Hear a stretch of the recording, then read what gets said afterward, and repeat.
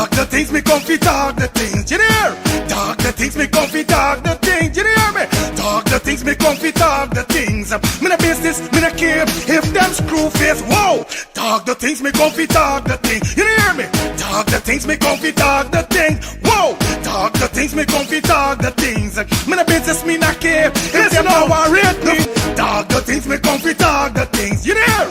Talk the things, me comfy talk the things, whoa. Talk the things, me comfy talk the things. Me no business, me no care if them screw face, whoa. Talk the things, me comfy talk the things, you hear? Talk the things, me comfy talk the things, whoa. Talk the things, me comfy talk the things. Me no business, me no care if them not like me. Talk the things, me comfy talk the thing, you hear? Talk the things, me comfy talk the thing, whoa. Talk the things, me comfy talk the things. You know business, me not care if them screw face, wow. Talk the things, me comfy talk the things, you hear? Talk the things, me comfy talk the things, whoa. Talk the things, me comfy talk the things. Me no business, me not care if them now already hear me bun too much, too much, whoa. Them not like me not like them not rate me and them no friend. Me don't see you care the whole of them are even. Talk the things, me comfy talk the thing, you hear? Talk the things, me comfy talk the thing, whoa. Talk the things, me comfy talk the things. Me no business, me no care if them screw face, whoa. Talk the things, me comfy talk the thing, you hear? Talk the things, me comfy talk the things.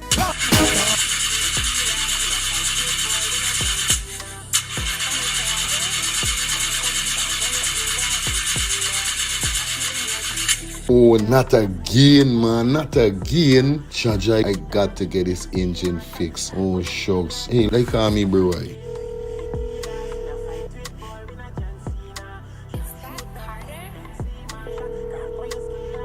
Hey, what going on there? What going on, Germs? Hey, days, dog. Right now, me head hot to me, bro. Me engine ain't starting. Where me engine ain't starting? Not the other day you fix your engine. But I mean, nobody's man ain't do a good work or what, right? I want to know what part I could get me engine fixed, bro. Alright, don't say 40. I got to help you out, because you know yes, my brother. Excitement. Hey, what going on? It's all about E&F General Auto Repair Inc., bro. These man, them specialize in everything when it comes to your car, your engine, your wheel, you know what I mean? Your carburetor. Whatever it is, bro, these man is the man, them gonna fix your vehicle. Alright, well, like no part these people them there, man. These people are located at 57 Traore 1 Cooper Avenue, yeah, Glendale, Queens. You understand? You could contact them on 347-844-9333 or 347-357-8723 or 646-972-8828. It is enough number. Well, all three them number, you must get onto them, man. Well, never going on me wasting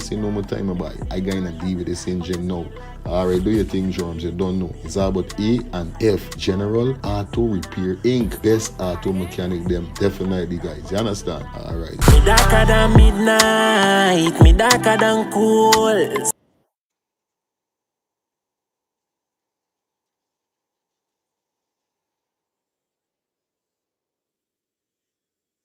Planning to take a trip to Guyana? Planning to do a tour in Guyana? Well, this is the ideal company for you to call. And we're talking about Matthews 24-hour bus service, city and nature tours. Airport trip, church trip, family outing, local tour, river tour, Kaitro Fall tour, Entori, Amarinian Village, Suriname, and Brazil tour. Matthews 24-hour bus service, city and nature tour. You guys could contact them on 592-639-2663, 592-673-2348. Let me give you back that number, 592-639-2663 or 592-673-2348. You guys could also follow him on Facebook at Matthews 24-hour bus service, city and nature tour. Yes, guys, or you could contact Matthew direct with this number here, 639-2663. That's 639-2663. Matthews 24-hour bus service, city and nature tour. Planning a tour? Well, definitely you guys need to check this out. Matthews 24-hour bus service and nature tour. Get there. Do not wait for next year.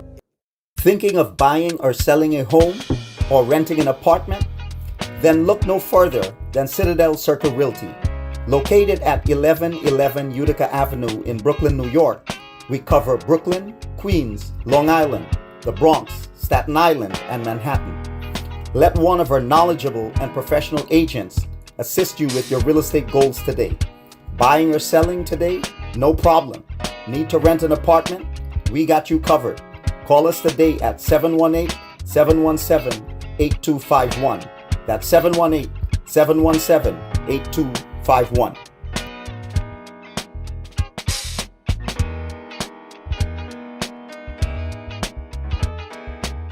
Thinking of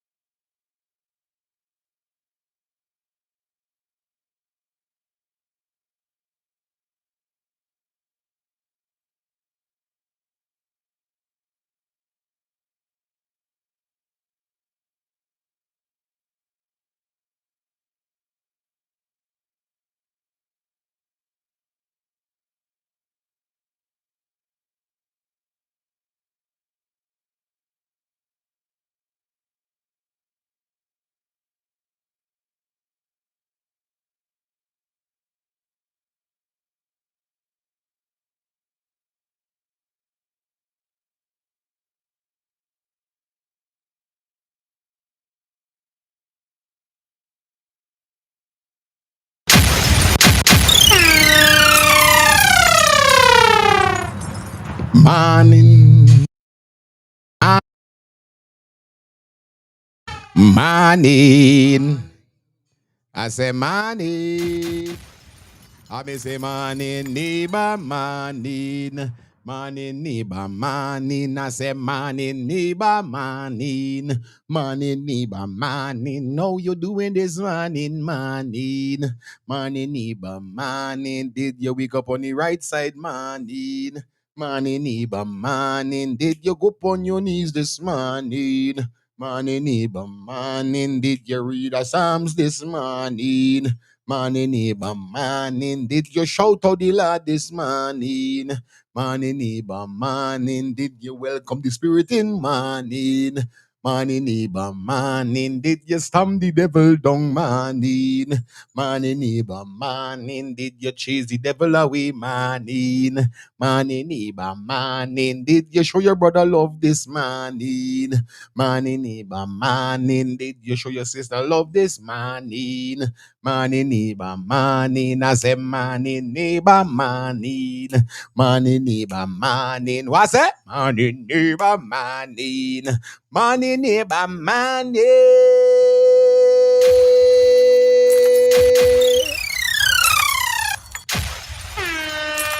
We in the building. It is another edition of Let's Start the Things Calling Talk Show with your host, with the mouse, Mr. Fire Feelings, aka Mr. Let's Start the Things in the Dumbo Place. What's up, my viewers and subscribers? What's up, my people? It is Friday, the 9th of January. It is the 9th day in the first month of the new year 2026. Hola, do. Yo, you know when it's the weekend, how me thing is. I am joyful. I am happy. Yes, when it's the weekend, I gotta get rest. But there's no rest. I don't know why people said no rest in the wicked. Nothing to go for everybody. I hear pastors and I say there's no rest in the wicked when I'm talking about themselves.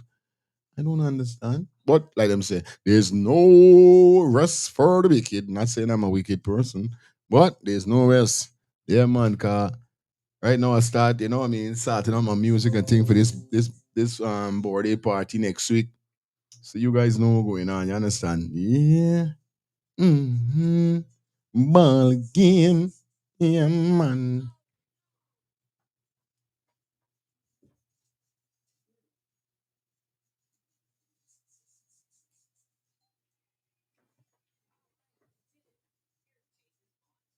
Yes, I? Yeah, man. We in the building, everything, all right, man. What go on now, man?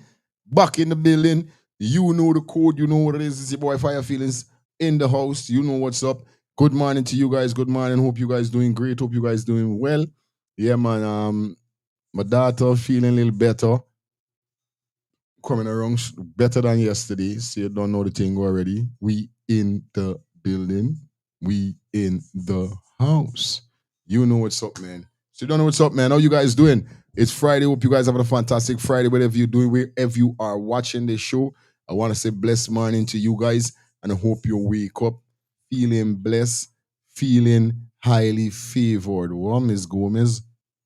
Miss Gomez, who's you, man? Miss Pleasant good morning to you, Miss Gomez.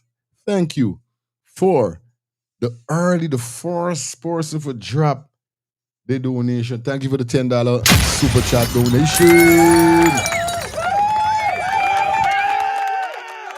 I appreciate it, man. You know it's weekend. Gotta go to the bar tomorrow. Gotta get me here twisted up on all these things. You don't know what's going on. So right now we just chucking it kind of little. Or we could chuck it, and then you don't know when you see me again. Fresh. You understand? Fresh to the fresh to the I may say fresh with us. Fresh. Nevertheless, man, big up everybody in the building. Hope you guys having a fantastic morning. Like I said, man, we got some topics to run through definitely this morning. As you see the thumbnail and the title, you know we got on the menu today, right? You know what we got on the menu today. So we ain't got for run and hide and them thing. Everything good. Everything all right. Yeah, today we outside. Mm-hmm. As you see the title, we got Abraham Traore, Captain Abraham Traore, escape shooting. Yeah, them man go for assassin, Captain Abraham Traore. We got that definitely for bring for you guys. Also, we got pastor's wife get backlash for dressing and more. You understand that? I didn't able to write nothing no more. So we go through, we gotta go through, we gotta deal with. Up, we got up. That's right, man. Deal with it how we gotta deal with it. So you guys know the code, you guys know what's up. Make sure you guys like up the live. Please like up the live. Shout out to every one of my brothers and sisters. Big up to everybody. You guys know how the thing go already. You see it.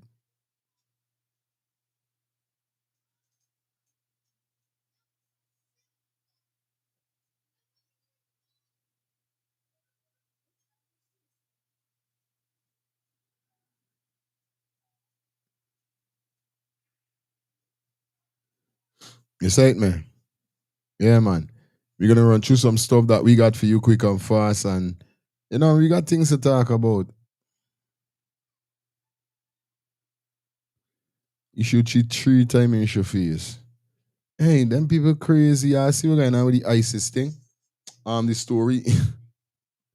She's the Homeland Security. I think the security, Homeland Security, come out and say that the woman try running.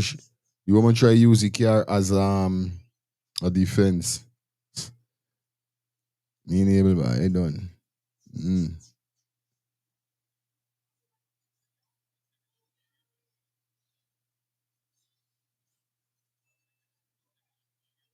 One we up here from Skype. Anyway, like up the live, guys. Like up the live for we. Like up the live for us. You guys know what's up, man. We know kick off and everything art and everything plugging and everything good. You understand? Like I said, guys, drop those donation. You know the code, bro. Y'all know what's going on. Y'all know we don't play. Y'all know we don't ramp. Yeah, see? So don't ramp. Please don't do it. Don't ramp. No, me want it like that. Want it. Bro, don't ramp with me, bro. All right, good. In the building. Like I said, guys, you don't know it go already. The arrow is up. Gomez is the first to drop our donation. Big up to you, Miss Gomez. Thank you so much. Like I said, guys, tap the arrow that is provided on your screen and definitely send in those donations. We need 5 super chat goal today.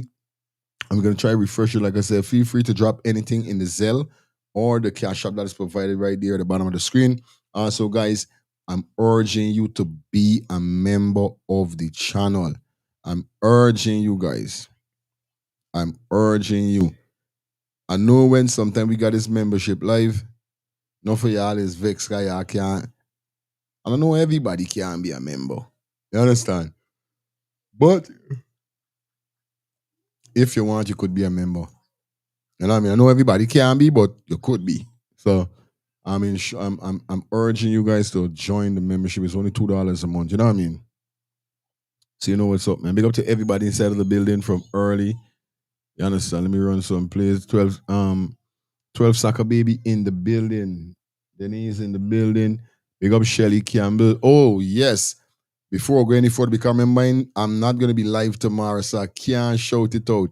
I want to say early happy birthday to Miss Shelly Campbell. Tomorrow is her birthday, guys. I want you guys to drop some um, comment wishing her happy birthday from today. Cause we're not gonna do live tomorrow, so we could big her up for her birthday. You know, weekend I don't on the weekend, but I couldn't let today pass. You understand? I was so anxious of actually forgetting. When I see she name there, I say, shit, nah bye. So Miss Shelly Campbell, from me and the entire, from me, my wife, and the entire Let's Start the Thing, Steve, we want to wish you a happy birthday in advance. We know today is not your birthday. Tomorrow it is, but we wish you happy birthday today because we're not going to be live tomorrow. You understand? Hope you have a blessed birthday. Hope you get all the wishes that you need with blessings, health, and strength. You know what I mean? God keep you looking how you is, and God keep your business moving how it is. Yeah, man. Happy birthday, my sister. More life, more blessings. It's just like that. You understand? So you guys know how the thing go already. You see me? I think today is your daughter birthday. Happy birthday to your daughter. Oh, you and your daughter is same planet, just a day after one another. Cheese, cheese and bread. This good. Nice. Yeah, man. So big up yourself anyway you're there, man. Anyway you're there. If you're there home, if you're at work, wherever you there, big up yourself. You understand? Yeah. Um,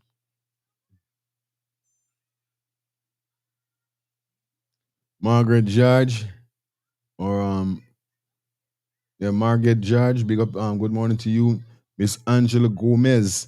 Shout out to you, man. Sound like a Jennifer Lopez family. Jesus Christ. Paula Walla, big up yourself in the building. Yeah, man. Polycock, big up yourself. Polycock, no war today, okay? Come on. No, we don't need no war today.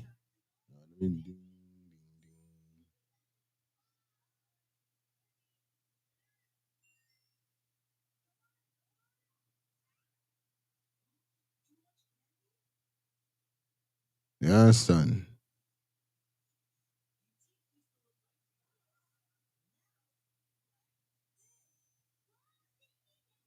Hold on there, guys.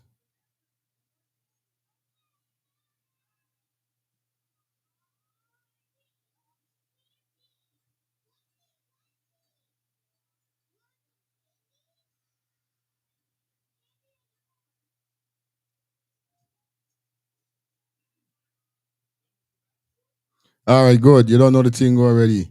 When big up yourself, Tiffany Smith, big up yourself. Yo, shout out to everybody that's tuning in right now on the live, man. You know how it goes already over here. Just trying to get something streamlined, quick and fast. You guys know what's up, man. We got 176 persons. Remember, as you join the live, please hit the like.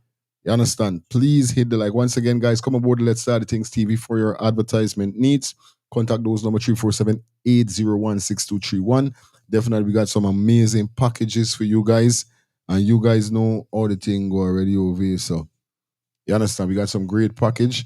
Definitely contact those number 347-801-6231. 347-801-6231. All right. Like I said, you got your barbecue, you got your salon, you got your barbershop, whatever you got to promote it. That's how it go. You got to promote it. So little more we're gonna open the phone lines also. You could also, call in and send Shelly or big up also or shout out. So you don't know how the thing go already. Screaming happy birthday to Miss Campbell. And that's Miss Shelly Campbell because I see enough Campbell, one or two Campbell. They're on the inside, you understand? Max! Jesus Christ, boy, let my eyes deceiving me. Why go on, Max? Max if I feeling. Shout out to the co-host and everybody. Yeah, man. That's what we're talking about, you know what I mean? Yes, that is it. Yes. So guys, you don't know, send Shelly should big up. I'm to y'all. Oh, Delta they live now? Oh man, they're gonna be a lie. Let me see. 7 minutes ago. Yeah, man. Delta the life. All right. Nothing wrong, man. Everything good. Everything all right. Like up the live, guys. Like the live up for me. Like up the live. Well, I'll read two things. Just a minute. Is it random?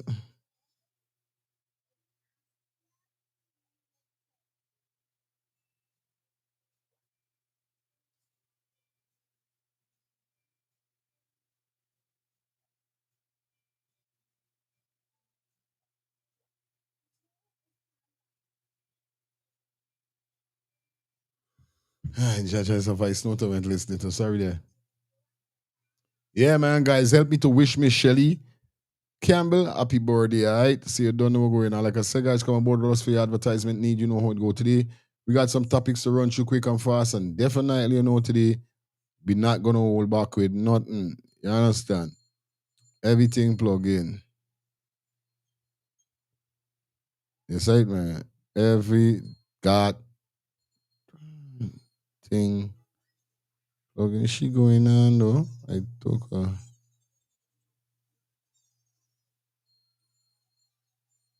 All right, let me mind me business.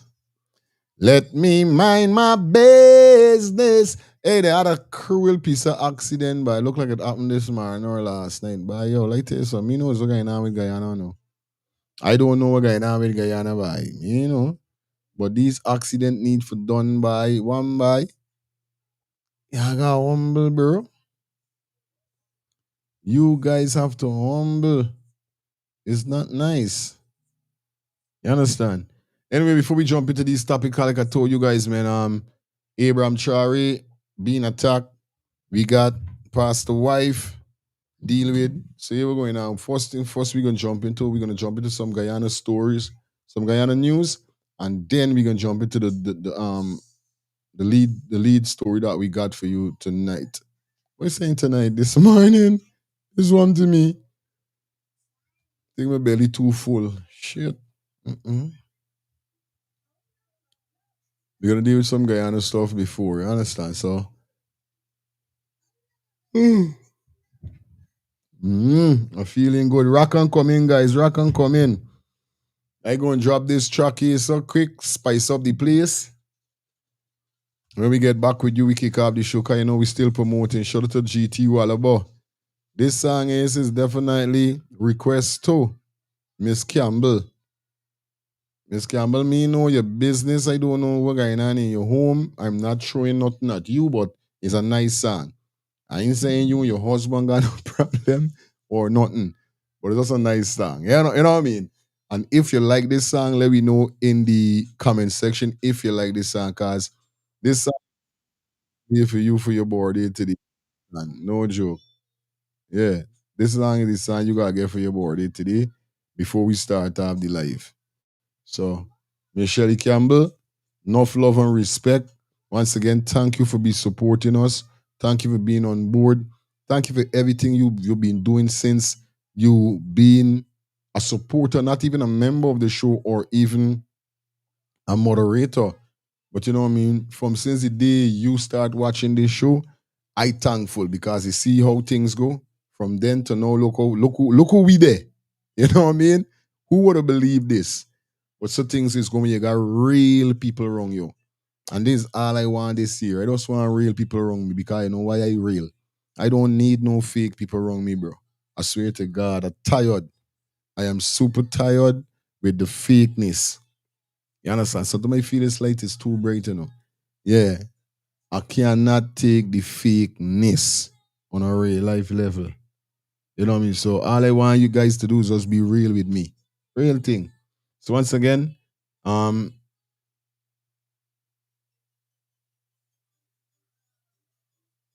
understand? Anyway, let me jump into this track here, sir. And then we get back with you. We tear up the road with what we got in store. Let's get it.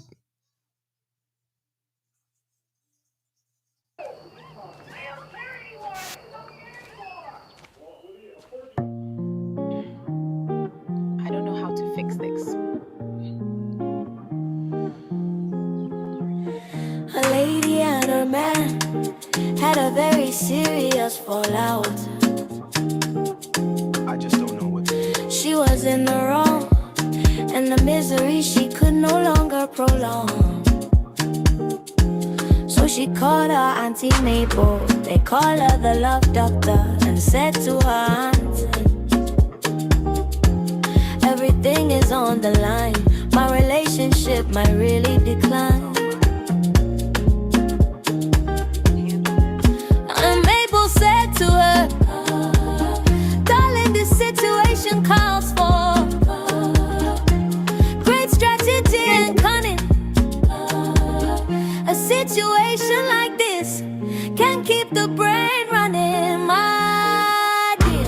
I want you to take a lengthy shower for at least a half an hour. Then put on your best perfume and spray some around the room. Then get in the bed in your birthday suit and don't say anything but just remain mute. Next, take your bumper and gently touch it against the flute and use your sense of touch to see if he salutes. And call me in the morning to let me know if he forgets, or if he still really remains upset, or if he still really remains upset. Nisi, listen to your auntie, and if you follow my strategy, you won't have to issue an apology. Just use your mental technology, physical chemistry, and psychology. Nisi, we are women, and we must stick together. That way, if any storms come with a little brains and toughness, we would be able to weather.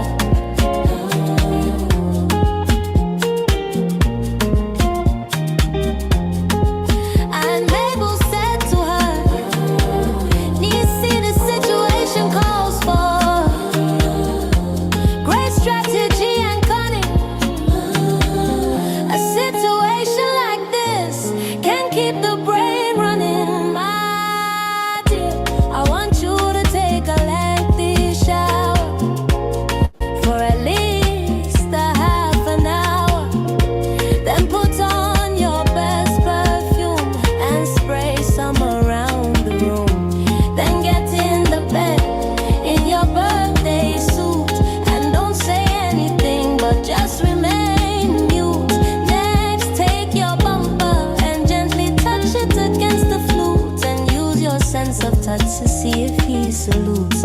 And call me in the morning to let me know if he forgets, or if he still really remains upset, or if he still really remains upset. My dear, I want you to take a lengthy shower for at least a half an hour. Then put on your best perfume and spray some around on the room. Then get in the bed in your birthday suit and don't say anything but just remain mute. Next, take your bumper and gently touch it against the flute and use your sense of touch to see if he salutes. And call me in the morning to let me know if he forgets, or if he still really remains upset, or if he still really remains upset.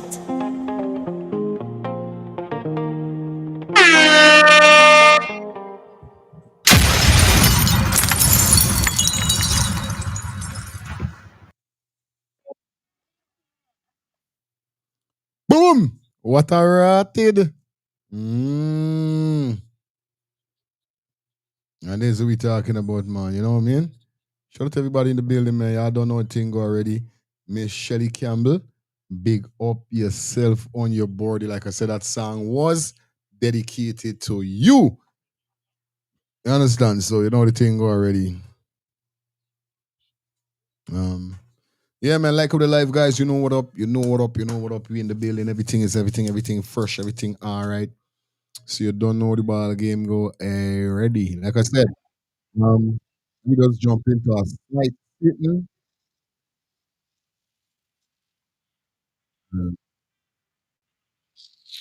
Sit me down yourself, no man, with your irritation, bro.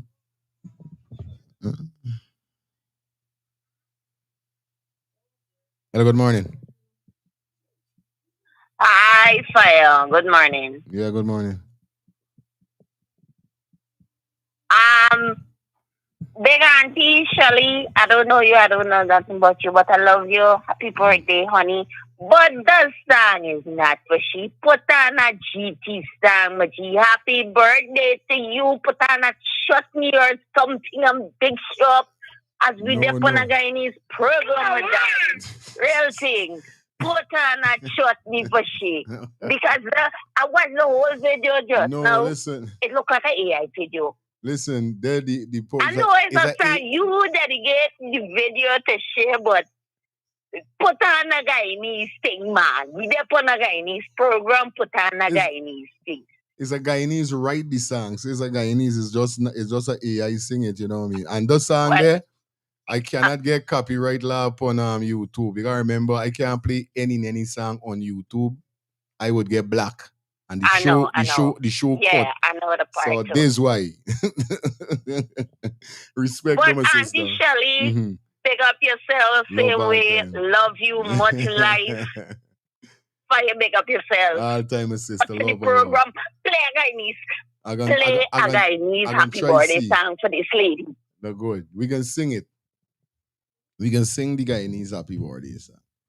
Y'all don't understand what's going on with YouTube, you know. You know how much people they say, Fire, play a Bob. If we talking about something, some man say, hey, you know the song, Bob, man, the song you got squeeze, the song you got squeeze. Yeah. Y'all don't understand you can't do the over so. This is YouTube. YouTube got policies. People music got copyright ownership for them. Or should we say ownership for them? If I go and play it, me get MP.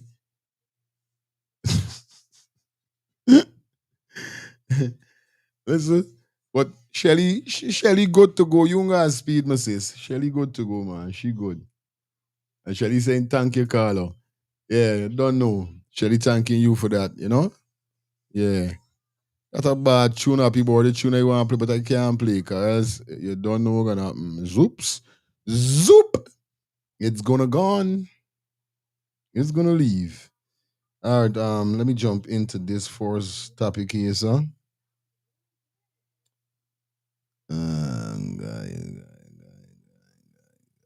Excuse me, guys. I'm so sorry. Anyway, like up the live, man. You guys know what's going on. As we go down the lane, as we go down the lane, as we go down the lane. You know what I mean?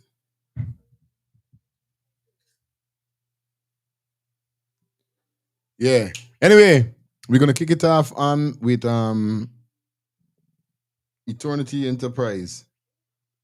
You understand?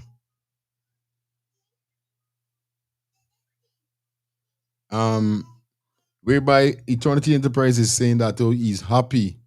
He feel that Guyana they're better than how they went 5 years ago in the 2020 elections. You know, 5 years ago then, when it come to the corruption in Guyana, and we're talking about exposing, and you know, that's the same thing I was saying that during although internet went wrong the time, the people didn't even know how to use internet properly. You understand? When internet first touched. And remember, we had the mentality as a third world country. So the mentality that we used to carry within ourselves used to be like, we know nothing, or we know till after, because I can remember a time songs would come out in America, but then but a month or two, then it would touch Guyana. I telling you, bro, me know they used to happen in Jamaica or any other third world country. But I could tell you about Guyana. I could remember a time a movie come out. Today, we got wait 2 months before it come to Guyana. Then we gonna know brand new movie come out. Thing. This time them foreign people done and people in America done see they done beat up. Same thing with the music. When it come, we like, what fresh? Fresh for we. But not fresh for the world, because the world done beat it up by we as a tour. So you understand what I tell you, the mentality, how the government them really orchestrate upon the Guyanese people for make we think like on a day like today, Still, some people is trying to consider Guyana as a third world country. We gotta come off of the bumbo. Born a third world, even if you want, we mustn't use. Let we manifest. You know what I mean? Let we manifest greatness. Cause more time when you say third world country, no, it don't be a bad thing, but still it puts you in a position like you don't know nothing. But see, days like third world, because you see, I tell you, till 2 months after, we used to know about anything, hear about anything that is new to the streets in America is. Not now. Soon as a song come out, we know about it. Soon as a movie come out, we know about the movie. It's like, no joke. Times change. Times change. You understand, brothers and sisters? No joke. Time change. Yeah, mommy.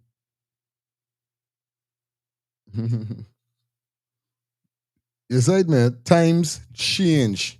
So indeed, 5 years ago, and now is when it comes to exposing things, exposing people, exposing corruption, it's a different ball game. You understand? Totally different ball game. No joke. Totally different ball game.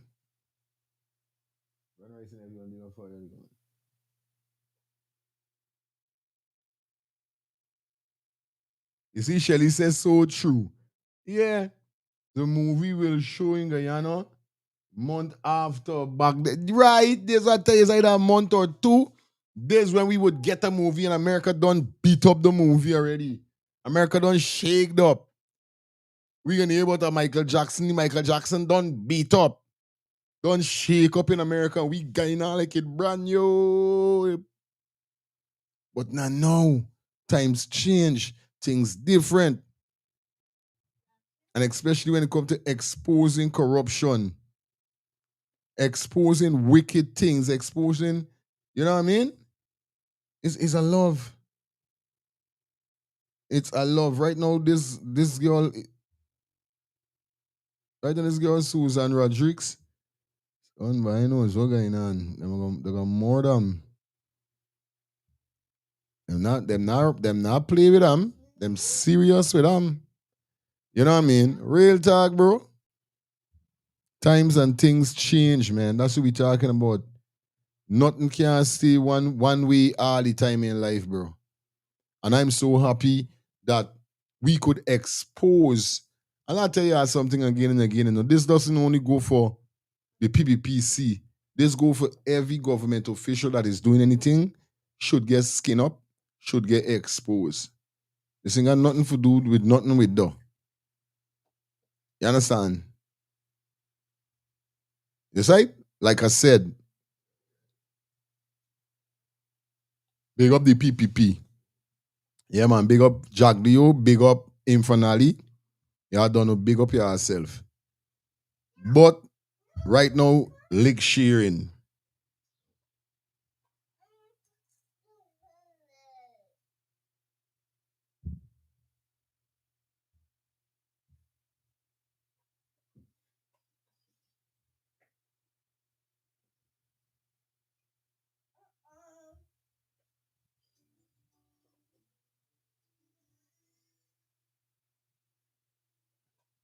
You understand? Times change. Is right? Anyway, let me jump into this quick and fast. Let me hear what brother have to say about times, how it changed. Hey, making joke with this life is this life serious, bro. No joke. Anyway, like up the live, guys. Share up the live. You guys know what's up. We in the building. We in the. Now shut your mouth and wait, nobody. Soul. Let me get this. Guyanese brothers, from where I'm sitting, I could tell you guys honestly, we are in a way better place for this 5 year term of the PPP than we were in the last 5 year term of the PPP. It seems like we're going to have an interesting 5 years. And I want to see how long these ministers of the PPP government, how long is the Integrity Commission going to be able to sit silent and act as if they don't hear the many allegations of corruptions that are being pointed out amongst many of their ministers. I telling you, real talk. That is what we want to know. That is the big question. Mr. Zulfikar Mustafa, alleged. Mr. Anil Nandalal, alleged. And Ms. Susan Rodriguez, allegedly. All of these corruption, we're going to look and we're going to see. I want you guys to understand, we are only in maybe the 4th month of the PPP, and look at how much has come to the light. So much that we didn't know, but what we knew is that something was wrong. The system was broken, and we knew that somehow the wealth, the proceeds from our oil, our gold, our bauxite, our timber, our precious stone, our manganese, it seemed to be stuck at the top of the ladder and has not been trickling down. And it seems like this year we are going to see it all. The longer the People's Progressive Party civics sit in power, it's going to be worse for their ministers, because at the end of this 5 years, Guyanese will never look at them the same. Well, maybe not the one Guyana slacktivists, but even today, some of the slacktivists of One Guyana are opening their eyes and are realizing that they have been bought and they're being sold for cheap. Now, this is an article from the 2nd of January. Now, both opposing parties are now vowing to continue to expose corruption. Yeah, remember the last 5 years? We didn't hear from the APNU for the first, let's say, 3 years of their tenure as opposition. Look at Mr. Norton today, out in full vigor, because they needed the prompt. Azadi Mohammed is just giving everybody a nudge. This man who was said to be a political novice, the vice president said Azadi Mohammed was an imbecile and he couldn't string together 2 coherent sentences. The Blue Factor Canary today singing sweet tunes of corruption. Finally, we have true oppositions in Guyana. Now, this is what is reported on the 2nd, was reported on the 2nd of January. In separate New Year's messages, the leader of the People's National Congress, Aubrey Norton, and leader of the We Invest in Nationhood Party, Azadine Mohammed, will vow to continue to expose corruption of the government, international bodies, and international community. Please be on notice that the government, People's Progressive... What? Were we hearing that? Aubrey? Mr. Aubrey? Linking up with who? All right. Party Civic, the Integrity Commission, they're never going to investigate themselves. With the amount of corrupt deals and with the amount of wealth that these ministers have been able to amass in these few years, if up until to date, the 6th of January 2026, the government of Guyana have not investigated, it means they're never going to investigate themselves, and we're calling on the international bodies, Commonwealth, CARICOM, OAS, and all other bodies, FBI, Homeland, the CIA, all other bodies to investigate. The whole brigade. As you continue to see, at least come to check and check to see if what the ministers are saying is verifiable. In a New Year's message, Mr. Norton said, despite the abundance of oil resources, poverty still remains high throughout the country, while only a few benefit from the country's oil wealth. That is a fact, international bodies. He said that the New Year's presents and the New Year presents an opportunity for the government to reallocate resources to for the benefit of those who need it the most. 2026 offers the opportunity to reallocate the resources from oil in a way that the people of Guyana should benefit. In that regard, the government should change the pattern of allocation of resources from benefiting a few and making the rich richer and the poorer poorer. This is what Mr. Norton would have said. Azadi Mohammed, for his part, would have said he believes that his party has changed the political dynamics in the country, and I fully agree, and will not only fight for the poor, but will also hold the government to account. Win enters 2026 with a clear purpose to serve as a voice for the voiceless. We have highlighted numerous issues about schools and hospitals, health centers, mountain garbage, and many more, which the reactive government only addresses afterwards, Mr. Mohammed stated. He said despite the government's apparent efforts to stymie the election of the leader of the opposition, his party will continue to expose the corruption wherever it exists. What we would like to see happen is every time Azadine Mohammed pinpoint any corrupt deals, we would like to see the APNU jump on it, Forward Guyana jump on it, and all opposition entities jump on it. Because the People's Progressive Party, Civic, are right now scripting serious narratives. And every single day you can see another new funk PPP because, they benefiting, come out and sing the praises of the government. So when Mr. Norton points out corruption, we need to reinvest in nationhood to support Mr. Norton. When the We Invest in Nationhood point out corruption, we need the APNU to support We Invest in Nationhood. And as you guys continue to highlight, Eternity Enterprise will do our part from our position. But Guyanese brothers and sisters, it is a good time to be alive. We are going to be remembered as the generation that changed this country for the better.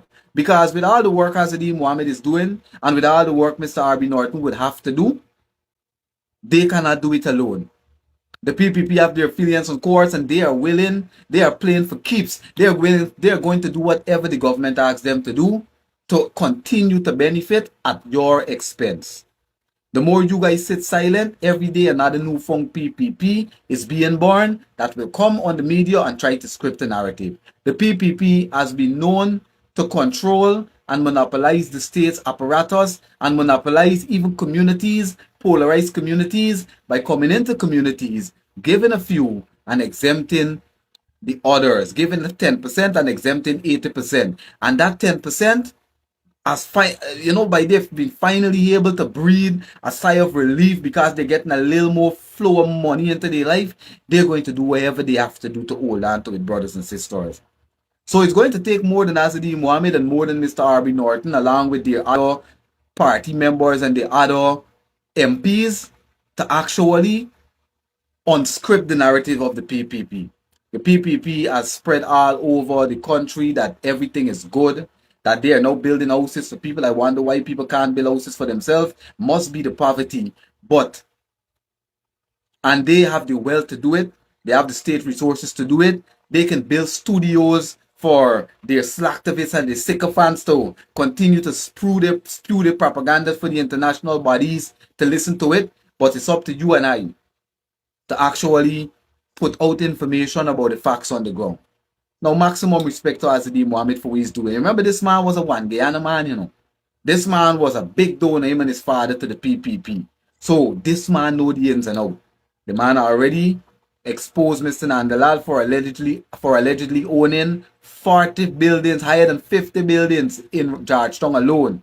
The man highlighted Mr. Zulfikar Mustafa owning a big mansion on a sprawling plot of Guyanese land that Guyanese can't get, with luxury features and custom finishes. His son owning a mansion of the same magnitude as his father, sprawling plots of land that Guyanese can't get.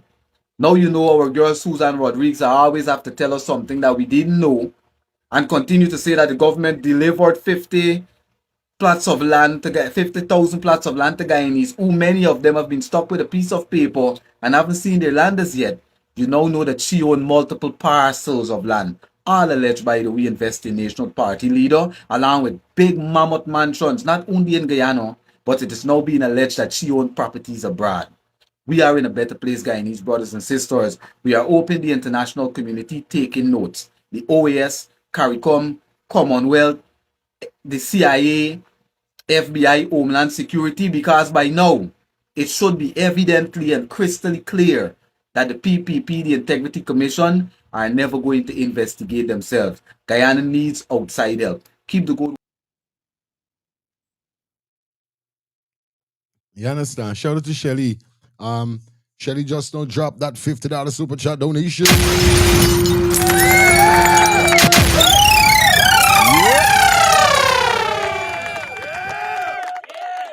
Once again, happy birthday to you, Shelly. Stay beautiful, stay blessed.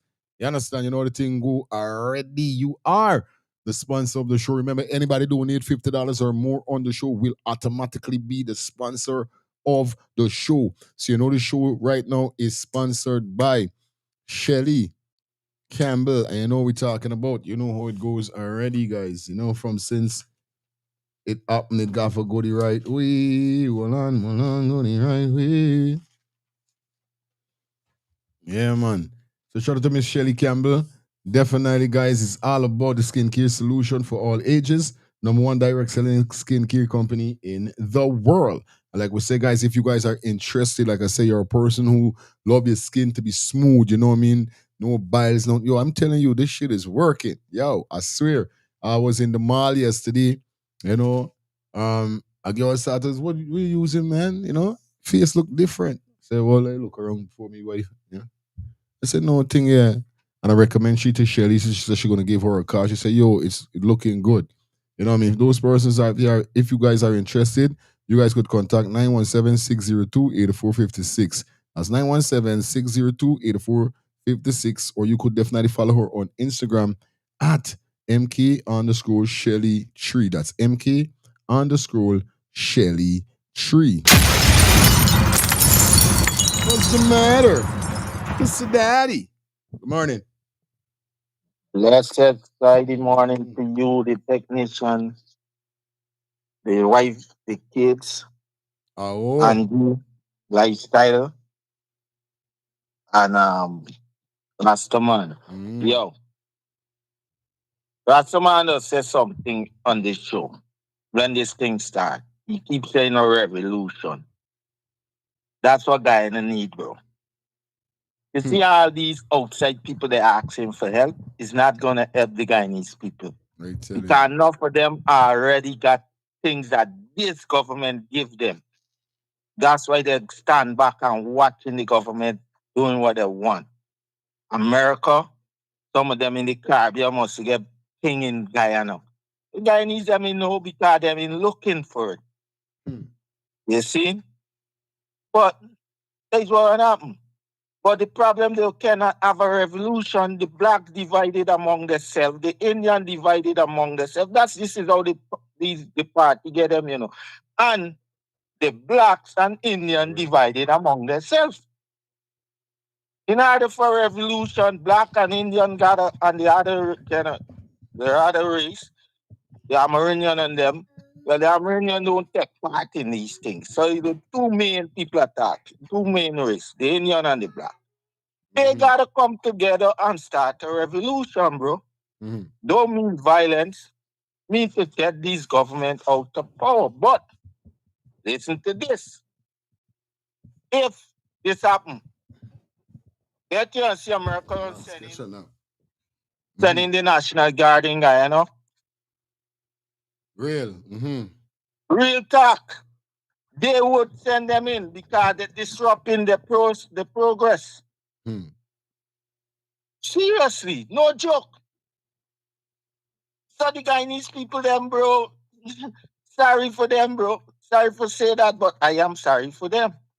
I know what you're saying, bro. Real thing. These guys, that's why they do what they want. They walk around with their chest high, they say what they want, say they do what they want because their boss is in America and like I said, 2031, I don't even would be surprised if these guys do what they do again and get in there.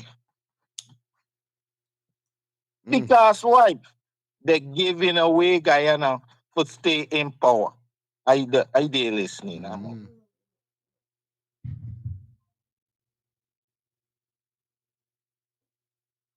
You know what I mean? Make up all board on that, you know? It's crazy at the end of the day. Yeah, man. It's crazy at the end of the day. You see this going on, but, you know, still, they coming together to expose, you know what I mean? And this is the thing that they don't like, you know what I mean? I could just imagine one of them who don't like me, that was me friend of the DJ one, going wrong the place because I dubbed up on me little trad. I ain't even gonna bother it. Talking once to the stupidness. Yes, right, man. A DJ wanna know, I'm not even gonna call his name now until when he get me cross and I'm gonna go day. feel like he could come around people, not because he's exposing them, and that's what they don't like. You must sit back and let things just happen. You know what I mean? You must just sit back and just accept anything. Well, I'm sorry, bro. Once the exposing come, don't like how it going on every channel, gotta come on me channel. Says extra more exposing. We make everybody see what's going on. And if Muhammad get a chance and that gotta happen for you, it gotta happen for you. If not, and them get a chance, and a man's of them get a chance, and that gotta happen, we exposing anybody with dep on corruption. We ain't dying and we don't need no corrupt country. Right? We don't need that, bro. Straight up. 57 minutes into the show, definitely, guys, like up the live. Like up the live for me, please. You guys know what's going on, alright?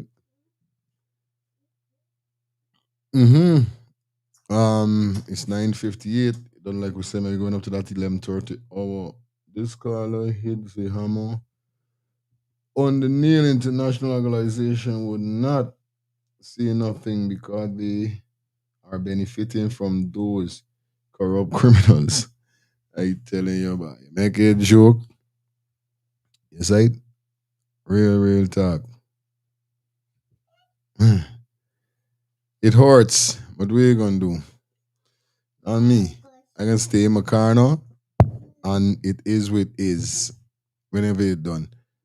Ay, Jaja. Anyway, we got Uncle here, so come for shine some light, come for expose some things. He start to, our man are too weak and cowardly to defend our children.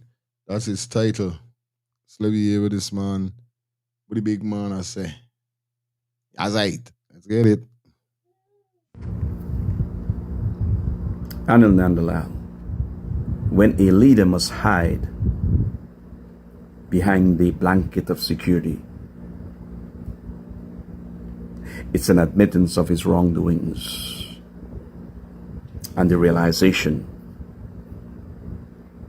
that his relevance to society is eroding.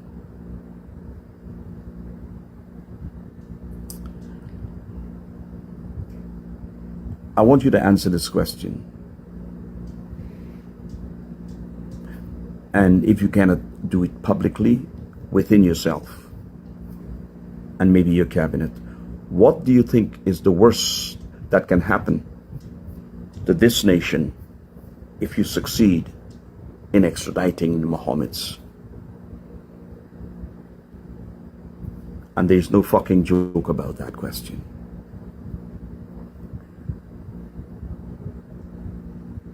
I want you to relay this message to the president.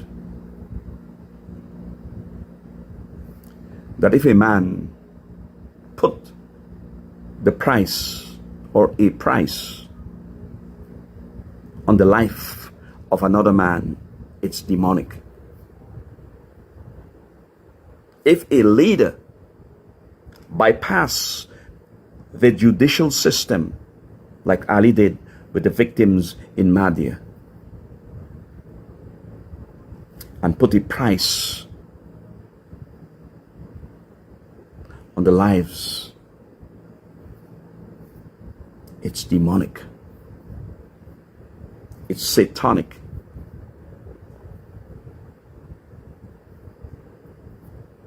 I'm the only person, Anil, that ever called for a judicial review on the actions of this president.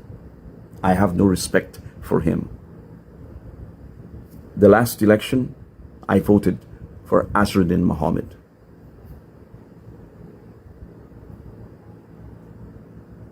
I was never in his camp. I spoke a little about him. Ali. Hello, good morning. Yeah, bless of fire. Listen, Bedrian, when these honorable men speak, I never see the degree in the world, you know. I try to watch them on war good, especially the Attorney General. What happened to all these degrees, though? Every Bedrian? I telling you. It's my went to university. My wife got more degrees than them. I watching it right now on the wall. If you ever go into a lawyer office, brethren, and the doctor office, you see the degrees, right? Right. All right. Where this man degrees at? Real talk. Yeah, man. Everybody don't know. One Bless up to love the rest. all time. But, Yes. yeah, man. Yeah, man. Real thing. What the degree there? He is a hooligan, a traitor, and a stooge of the United States government.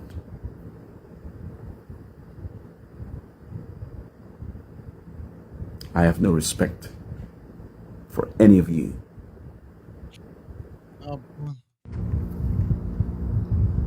And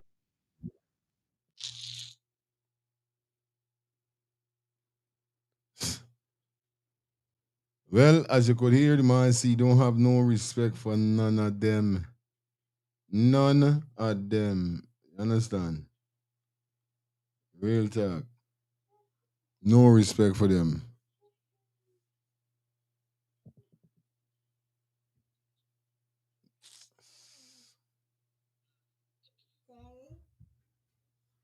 Yeah, you know? It's bare foolishness, bro. You don't tell no lie. People start out, he ain't got no weight name though, Nandalal. You know, he ain't got no nothing showing that he allowed to be in that position, I should say. It's crazy. It's crazy.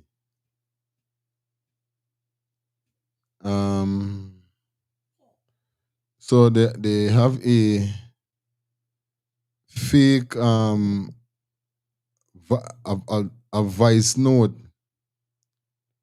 that is going around right now with Azudi Muhammad's father.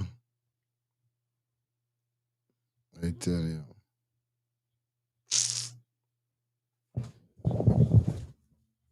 Play. Cause you want to play. You don't want to lie down. You want to play. They're going to pay some bills and we can get back. Okay, guys, don't move a muscle. You gonna put your bike. Right, go and ride your bike. Go and ride and enjoy your bike. You understand? Yes, I. Yeah, these guys got degree, you know, all of them. If one get degree in 9 for charge. You understand this? Nandalal get degree in lying. I telling you. Aye, Yes, lie, I lie. Jagdio get degree in gangster. Aye. Everybody check out it. All of the minister they got around them in those positions have something on them. There's no clean minister in Jagdio cabinet. That's right. Bring the bike. The man come like back in the days they said, what the guy name? Hamilton Green. Everybody around him, bodyguard, all them was from prison, they were saying. All right. Right, for truth. For truth. You see? Everybody around Jagio have a degree in criminology. That's all. I deal with I me. got my boy. Yeah. Yeah. You know it goes already with these band of them. Guys, Shelly kills yourself with a fire. This government punches all 3 arms of the arms. Yo, where's them degree? What really is them degree? With what? Hello. Again, morning. Morning, yeah. Hey, why you push the girl off this year like the just so man? I see she whole foot in the camera just now. Yeah. Little baby. Me daughters get jealous watching she. All right, we done with the family vibes. Yes, sis. All right, hear this one, you know. All of them with the doctorate and the doctorate. With the F high float had people graduating with doctorate since 19 how long. Yes, right? Real thing. Jagio got a degree. All right, we could attest to Jagio got a thing from foreign. I grew up hearing, went foreign. Chetty wife sending foreign to do wherever we gotta do. Mm-hmm. But these, you see the people them that got in the teachers union now. I love me young people as half of them. Half my family is them. Okay. But come on, man. The whole thing with the register the other day without the opposition is bare Indians. Bare Indians. And is the Indians them that opposed to the thing that the judge is talking about in the court. Go and check out. I ain't telling you go, but somebody could send you a link or something. Yeah, man. But yeah. You understand what I'm saying? So the big man has put out some positive message every 3 days. Mm-hmm. Every 3 days. And everything he talk is biggie up. Real talk. Real thing. We got a big press conference just now start. With name APNU press conference, guys. Let's jump over here and see what they got. Let me hear what's going on over there upon the press conference. As we just see this happening, it look dangerous. Let me get this, guys. The minister publicly admitted he had not taken the time to read the findings. This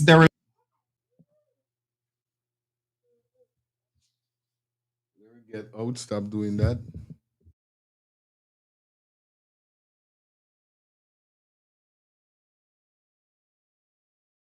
Election of duty places thousands of Guyanese workers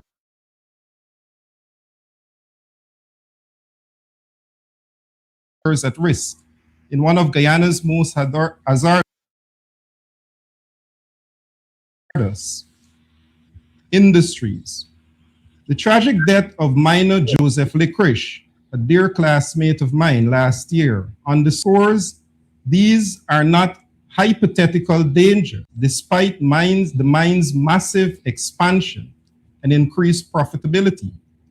Their demands are reasonable, their grievances are legitimate, and their treatment unacceptable. Workers must be treated fairly. The APNU reiterates attention without action is meaningless, and governance that prioritizes corporate convenience over worker safety is fundamentally unjust. Compensation for workers that are Guyanese while supporting the business community and foreign investment in Guyana. Public servants betrayed amid rising cost of living. While billions are budgeted for salary increases in 2025, public servants were denied both wage increases and promised cash grants. Former Auditor General Anand Gulsaran has rightly questioned the redirection of 19 billion allocated for employment costs without parliamentary transparency or approval. At a time when cost of living is crushing households and poverty remains widespread, teachers, nurses, doctors, and public servants are left without relief. Campaign promises of a bright Christmas quietly evaporated after the elections. It was clearly an election gimmick aimed at ensuring browbeaten hardworking public servants and deserving citizens. This selective generosity in which some benefited while others are excluded, it exposes a government more committed to political expediency than equity and accountability. In conclusion, the cumulative effect of these failures is clear. A government that spends recklessly, neglects workers, sidelines public servants, weakens constitutional order, and avoid accountability on national security is not a good government for Guyana. The APNU remains steadfast in its duty to advocate for Guyanese interests and to demand transparency and to hold this administration accountable. The country is watching. History is watching. And the Guyanese people deserve far better than what they are currently being offered at this time. Thank you very much. Thank you. The floor is now open for questions on the press statement, and of course, you'll do so by the raise of hand and stating your media house.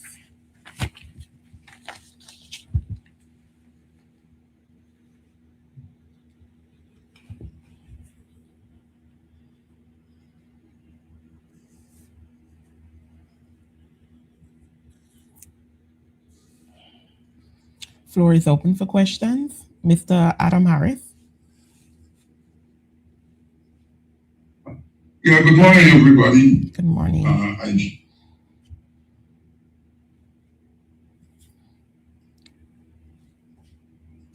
Mr. Sorry? We in deal with them little more tonight, cause them slowing down me pace. Me really there, now it's done 10:13. And that's what's trying to see what really they really getting at with what it was about, you know what I mean? I thought it was, you know what I mean? We can deal with it later down. I'm dealing with it right now. Anyway, let me jump into the next topic, man. You know the vibe is already. Like I said, as you guys see the thumbnail, the title, yeah, I know what's going on now. Abraham Traore is definitely,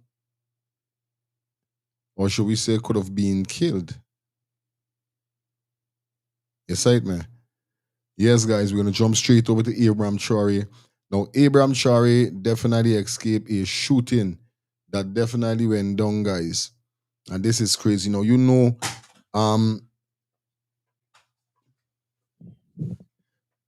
multiple attempt, man. Shit, man. Lifestyle. Bang, bang, bang, bang, bang. Blessings, my brother. Blessings to you and your family. Grand rising to all of you. Grand rising to all kings and queens. And you know I'm going to put it in with brains. So blessed morning to all of you good people that made it today. We are alive in 2026. Bang, bang, bang. Blessed day to you, my brother. And I would like to send out a very special birthday to Miss Campbell. Happy birthday, Miss Campbell. Grand rising, Miss Campbell. Grand Earth strong, Miss Campbell. God bless you. You got life and nothing else matters. Straight. Nothing else matters.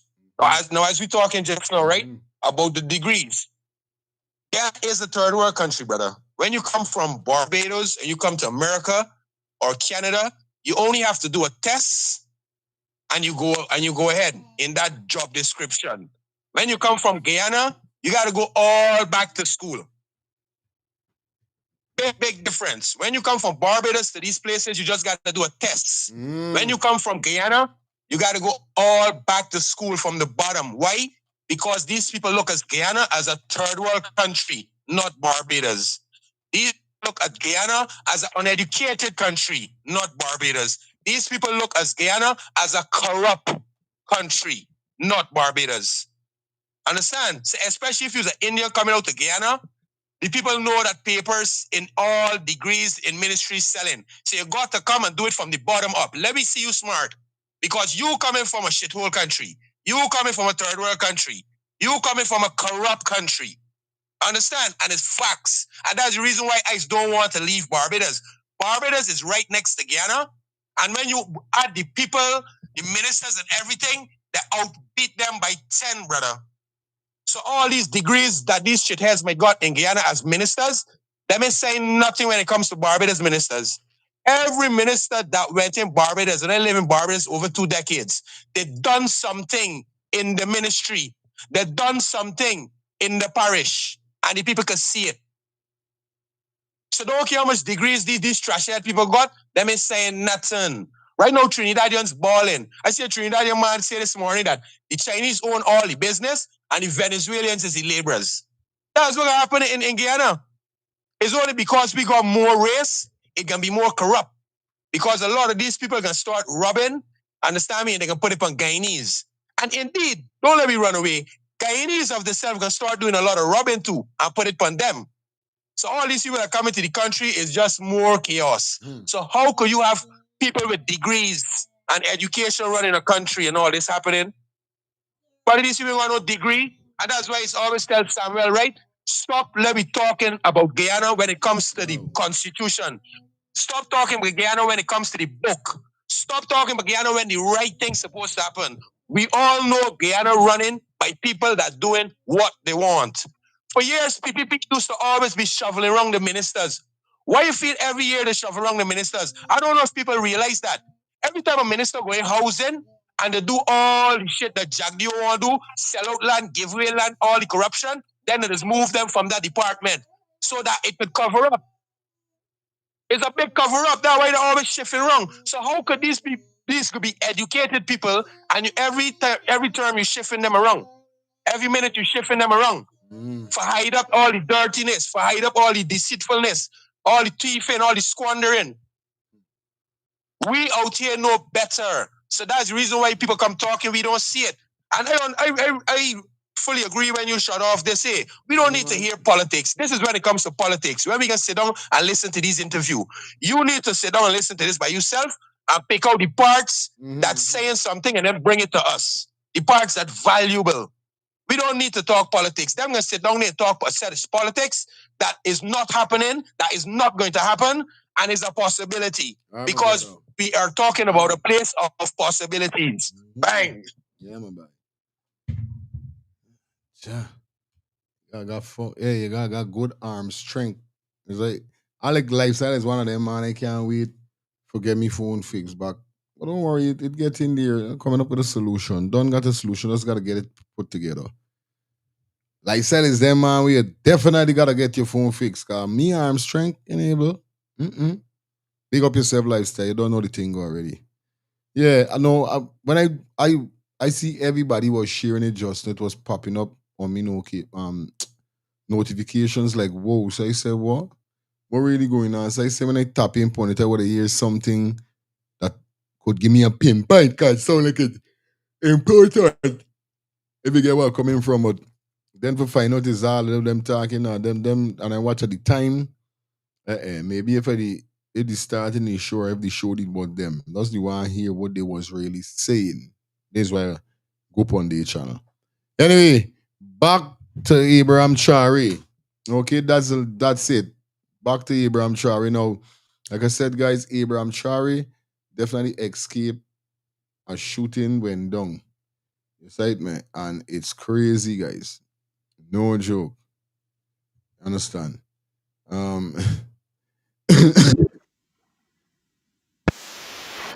You guys know them being trying out for Abraham Traore for a very long time now. You understand? That car was the last car. We're going into the next segment and we're going to open the phone line. All right, guys? You guys knows how it goes already. It's already 10:20. You understand? We got a few more minutes up in here before we leave. Anyway, yeah, Traore escaped a live shooting. One of the ministers revealed the details after a co-op attempt failed. A co-op attempt failed. I tell you. This will show you though, right? You know why I sit down and I saying this with Abraham Traore? I said to myself, the world don't like when you're doing good. The world don't like when you're representing yourself, when you're standing up for yourself. You know, if you're a person like Abraham Traore, there's a person like Malcolm X, Martin Luther King, and these man fighting for freedom, fighting for equal rights and justice. Knowing that people is like I grew up in a village, but since I grown up in this village always in a chaos. And I always saying to myself, when I get big, I want to straighten this village and let this village be a loving. God, the village got nice people, loving people, but other people just coming in and doing all kind of thing, right? This is our vision I giving y'all. And boom now, when I get big, I get the ability now for put the village on a different level with love and unity. You know, by doing all of that, they got banners planning for Take Me Life. And this is why I sit down and I say, what's chopping and say bye.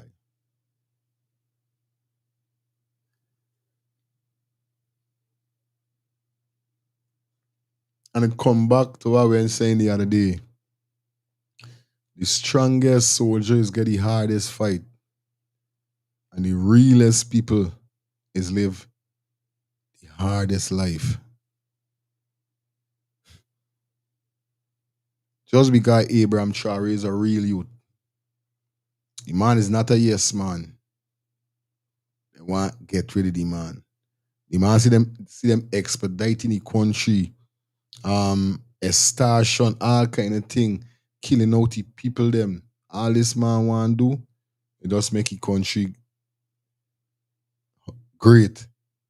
He see the potential where his country have. He sees the resources. He sees that people coming and taking too much out. And he decide to stand up. And just because though, the man gotta protect himself at all costs. I want to shout out to me, Charmaine. Major, thank you for the $10 super chat donation. Okay?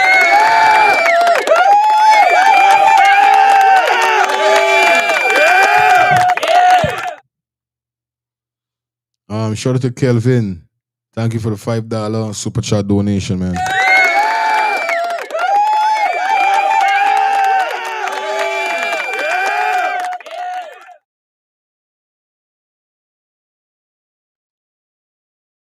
The strongest soldiers get the hardest fight, and the realest people live the hardest life.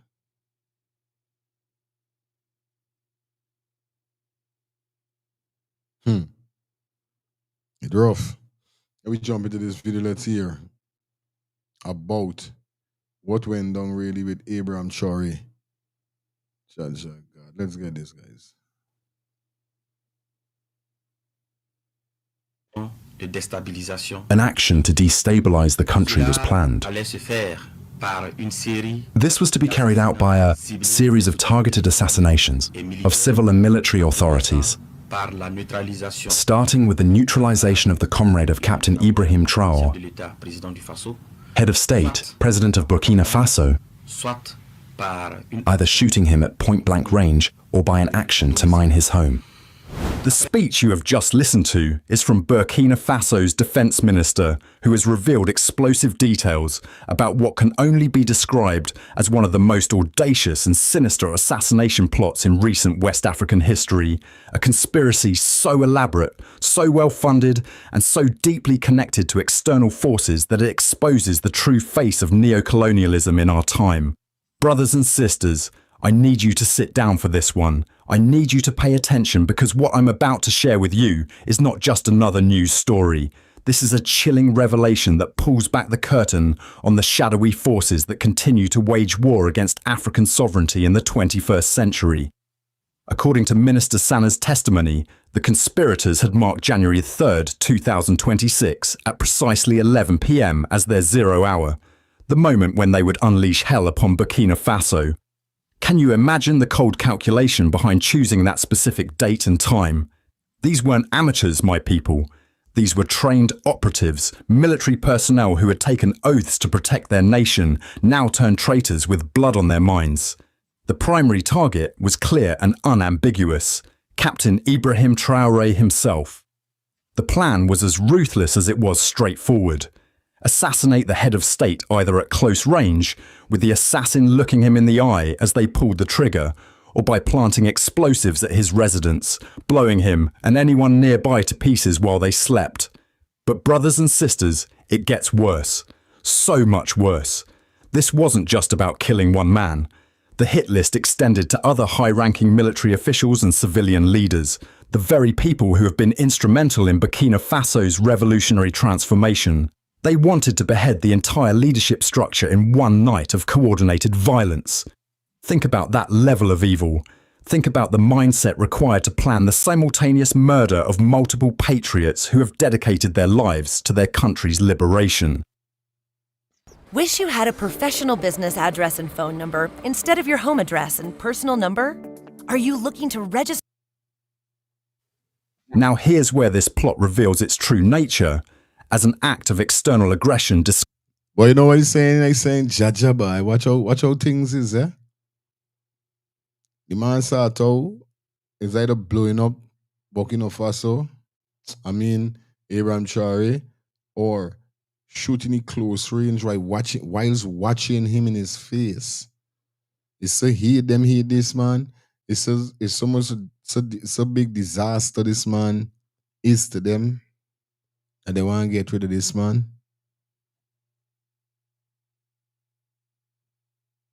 Yo.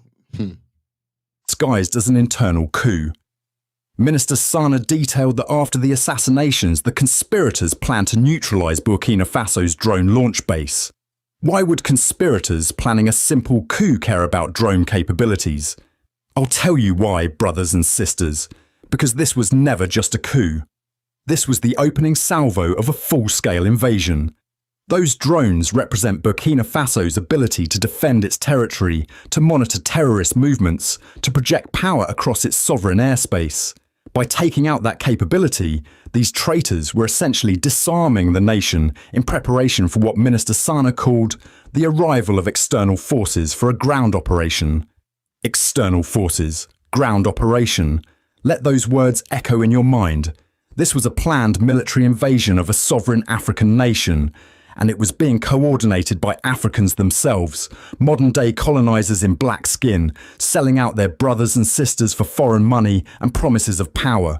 Just imagine for a moment, my brothers and sisters across this continent and in the diaspora, the level of desperation, the depth of hatred, the extent of corruption required to participate in such a scheme. How willing these people were to betray everything, their oaths, their people, their ancestors, just to remove one man, Captain Ibrahim Traore, a young military officer who dared to say enough to foreign exploitation, a leader who chose Africa over personal enrichment, a president who prioritized sovereignty over subservience. What does it tell you that they're willing to kill him, to destroy an entire nation's leadership, to invite foreign armies onto African soil? All to stop his vision. It tells you that what he represents is the single greatest threat to the neo-colonial order. It tells you that true African independence, real sovereignty, actual control over our own resources and destiny, these things terrify the puppet masters so much that they'll burn down entire countries to prevent them. Minister Sana, exercising discretion to protect ongoing investigations, revealed the name of only one principal conspirator. But what a name it is. Lieutenant Colonel Paul Henry Sandaogo Damiba. Yes, that Damiba, the same man who positioned himself as a patriot when he overthrew President Roch Marc Christian Kabore in January 2022.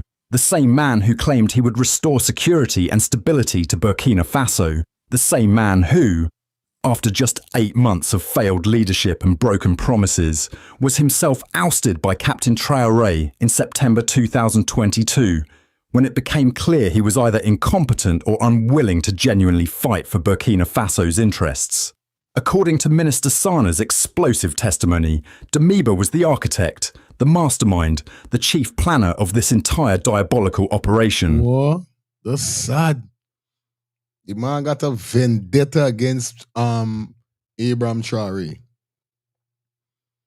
Man say, you give me space, I gotta get rid of you. That's what you want to do. Dark. I telling you, fully dark. Fully dark and dunce. No joke. Cheat. No joke. His responsibilities included planning the operations, every detail of the assassinations, the military strikes, the coordination with external forces, securing and mobilizing funds, acting as the financial coordinator for this multi-million franc conspiracy, recruiting civilians and military personnel, identifying, vetting and enlisting traitors from within Burkina Faso's own institutions. And where is this brave revolutionary now? Where is this man who once wore the uniform and claimed to serve his nation? He's reportedly hiding in Togo, cowering under the protection of those who share his vision, or more accurately, his complete lack of vision for Africa's future. He's being sheltered by forces that prefer compliant, controllable African leaders over strong, independent ones. Brothers and sisters, this is the oldest story in the book of African tragedy. The external powers don't need to invade us anymore with their own soldiers. They've learned that it's far more efficient to find Africans willing to do their dirty work for them. And when those African collaborators fail or are exposed, they provide safe haven in neighbouring countries, protecting them from justice so they can be used again another day. Now, let's talk about something that never lies: money. As we say in Africa, follow the money and you'll find the truth. Minister Sana revealed that the funding for this elaborate plot came from abroad, and he specifically named Côte d'Ivoire as a primary source. According to official intelligence, a final transfer of approximately 70 million CFA francs, that's roughly 125,000 US dollars, was traced and recorded. Let me break this down for you because this is absolutely crucial. 70 million CFA francs didn't just materialize out of thin air. Son, I telling you, what? 17 million or 70 million? Are you hearing good? Is 17 or 70? Them man fund them man for kill Bucky, for kill Abraham Shari. 17 or 70? Transferred through banking systems across international borders from Côte d'Ivoire into the hands of conspirators in Burkina Faso. This means there are paper trails, electronic records, financial institutions involved in facilitating the funding of an assassination plot against a sitting African head of state. But here's the question we must ask. Who in Côte d'Ivoire authorised or facilitated these transfers? Were these private individuals acting alone? Or were there institutional elements involved? And more importantly, where did that money originate before it reached Côte d'Ivoire? Because $125,000 is just what was traced to one source. How much more money flowed through other channels that intelligence services haven't yet uncovered or aren't ready to reveal? This is concrete, indisputable evidence of external interference in Burkina Faso's internal affairs. This is proof, not speculation, not conspiracy theory, but documented proof that there are forces both within Africa and beyond our continent who cannot stomach the idea of a truly independent Burkina Faso. They cannot accept a leader who prioritizes his people over their profits, who chooses sovereignty over subservience, who dares to challenge the established order that has kept Africa in chains, even after the formal end of colonialism. Minister Sana assured the nation that investigations and arrests are continuing as security forces work to identify all participants in this massive conspiracy. He emphasized that all suspects will be brought before the courts to face justice in accordance with Burkina Faso's laws.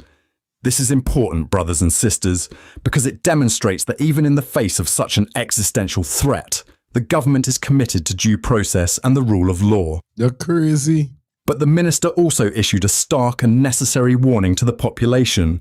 Do not be naively drawn into such nefarious schemes. This warning is absolutely vital because the enemies of African progress don't only work through violence. They work through manipulation, through propaganda, through social media campaigns, through appealing to ethnic divisions, through exploiting economic grievances, through turning brother against brother and sister against sister. There are people reading this right now who may think, maybe Traore is too radical, or perhaps we should be more accommodating to international interests, or couldn't we find a middle ground? To you, I say, wake up. This assassination plot proves there is no middle ground with neo-colonialism. You either accept complete subservience or you face elimination. It rough. You hear the man say that? So them, basically, how I get it is like, you know what I mean? If you don't want to do it, them man killing you. Them man roll up and say, we're going to fire. We want you going to take out Abraham Traore. Body me? Nobody, me. I'm freaking, you're freaking home. Go home. Hello, good morning. Go home. Bro, you see what I just talk about? And sometimes I get beaten from some of them. And this is what Rastaman just talk about. Your own. I gonna say something this morning.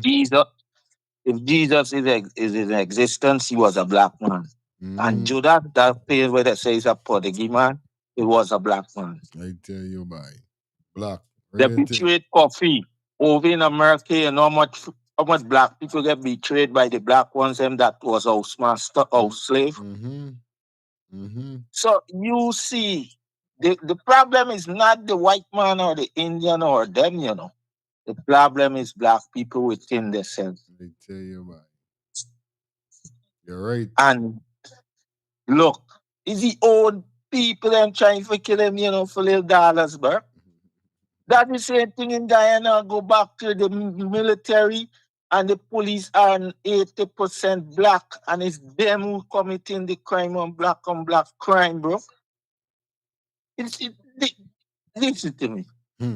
Until we love ourselves, meaning in my way, what I use that terminology, love ourselves, love the next person with the same color and look like us, we would always have this problem of betrayal and sellout. Nobody telling we for sell out, you know, it's we choose to start. Look, I been mess up me foot. I used to play soccer. Right. I twist me ankle, right? Out to work for how long? You know how much people come to me and army them general and know who does hustle big time and say, bro, money ain't coming, the little disability ain't doing nothing for you, bro. Ranks come, let we go and do some hustle, bro. You get upon your clutch and you just come in the hole and just do it. Fire. I tell them, yo, that is your luck. That is your business. I like what hard for me on. Aye. And you know today, how much of them they back home deport? How much of them are no dead 6 feet down? How much of them they're in running and hiding because they're upon the want to live for over 20 something years? You understand me? But I still walk traveling and doing everything free. For the little money I used to make. Me looking big money. You see? So this is where black people gotta understand. A man could give $1 million when he worth $1 billion. Is you richer than him? No. All right, I know. I love though. I tell you, Ras, bye. No, sir, it crazy. It is crazy. Understand? Yeah, man. Those are the only two options the imperialists are offering. Before any further remarks, allow me to pay a well-deserved tribute to all the defense and security forces, to all the volunteers dedicated to the defense of our homeland, to all these resilient and patriotic populations who tirelessly fight day and night to ensure that Burkina Faso remains standing. Through their sheer resilience, a path they led us to their unwavering determination, and through their profound self-sacrifice, Burkina Faso will always stand firm and strong despite all the immense challenges and adversities. I extend my wishes for a swift recovery to all those injured, and for those who have tragically left us in this war of honor, I reaffirm the government's steadfast commitment to never ever forget them, and may Lifestyle. But these people, as black people across the African continent, the Caribbean, and the diaspora, they cannot come together if they are not educated on what they're coming together for. How could you come together if you don't know what you're coming together for? So that is why I keep saying black people is uneducated about the past, about the history, and about the future. Black people are dumb. Understand? And we are showing the world that we are dumb. There's a lot of us are educated. There's a lot of us have common sense. But you see the few that dumb, bro, they're making us look so embarrassed. Now, Traore, right? You know Traore is don't vex with the people when they come for do these things because he know they're uneducated. He know the uneducated and the colonial system using them. All he's telling them, well, listen, if you commit these laws within the Sahel, you have to face the consequences. That's the reason why Traore is educating his people. Traore sit down in meetings and show his people the reason when his people ask him about certain things why he haven't done it yet. He let the people know the same people that is telling us to get up and work for ourselves is the same people that be telling us the guns to kill us. The same people. We are fighting against ourselves, and the colonial system is helping do it. As years ago, this happened since in the 80s.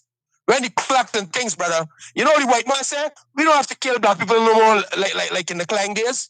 We gotta help them kill themselves. All we gotta do is put drugs in the city, put some guns, and they're all gonna envy each other. They're gonna kill each other over guns and drugs. Because it's clearly, don't care how much money they get, as Albert say, a billionaire give you $1 million, you still ain't rich. And this is what a lot of stiff-necked black people in Caribbean and around the world just be jumping up soon as they get a little bit money until they realize the money that you got is nothing. Because who are you in business with? Look, Puff Daddy, buddy. Puff Daddy's a billionaire, and look at the position he is. You really feel that there's white people in this world that's billionaire status like Puff Daddy and could get shamed like that? And them do worse than Puff Daddy, brother. White people, understand me, have been sexing young girls in movies. Look at all them John Wayne movies that we watch since me this fall. Since then, white people been doing all these things, sexing young girls and young boys.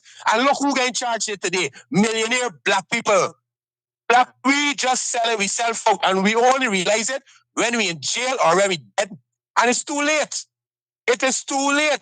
And that is why I'm telling my black people as the most worst way I can tell them. If they don't like it, do something about it. We cannot come together if we are uneducated. What are we coming together for? And it's reality. But I'm telling you to my heart, you see the day to touch that man? Because touching Madura and touching he is two different. This is the first time the black people ever had a little real life. All right, lifestyle. Hello, good morning. Brother, blessed love to you and all your listener. And please don't do that again to the co-host. Yesterday, see when she didn't feel well, how you get sick too, right? Don't treat her like that. Treat you how? Because she raises your foot and she the uncomfortable. Like you're comfortable. No, she putting me you in an want to fire the uncomfortable mood. You want to fire the co-host, please. She want to play. Yes, you see. Play. Then thank God she play. But you see, yesterday when she didn't feel good or you get sick. Love myself. All right. I'll listen, yo. Good. Right now, hear this now. When you watch it, everything what happening to Abraham Traore, this is from creation, eh? It's only we races go against we race. It's only we races take a shilling and sell one another.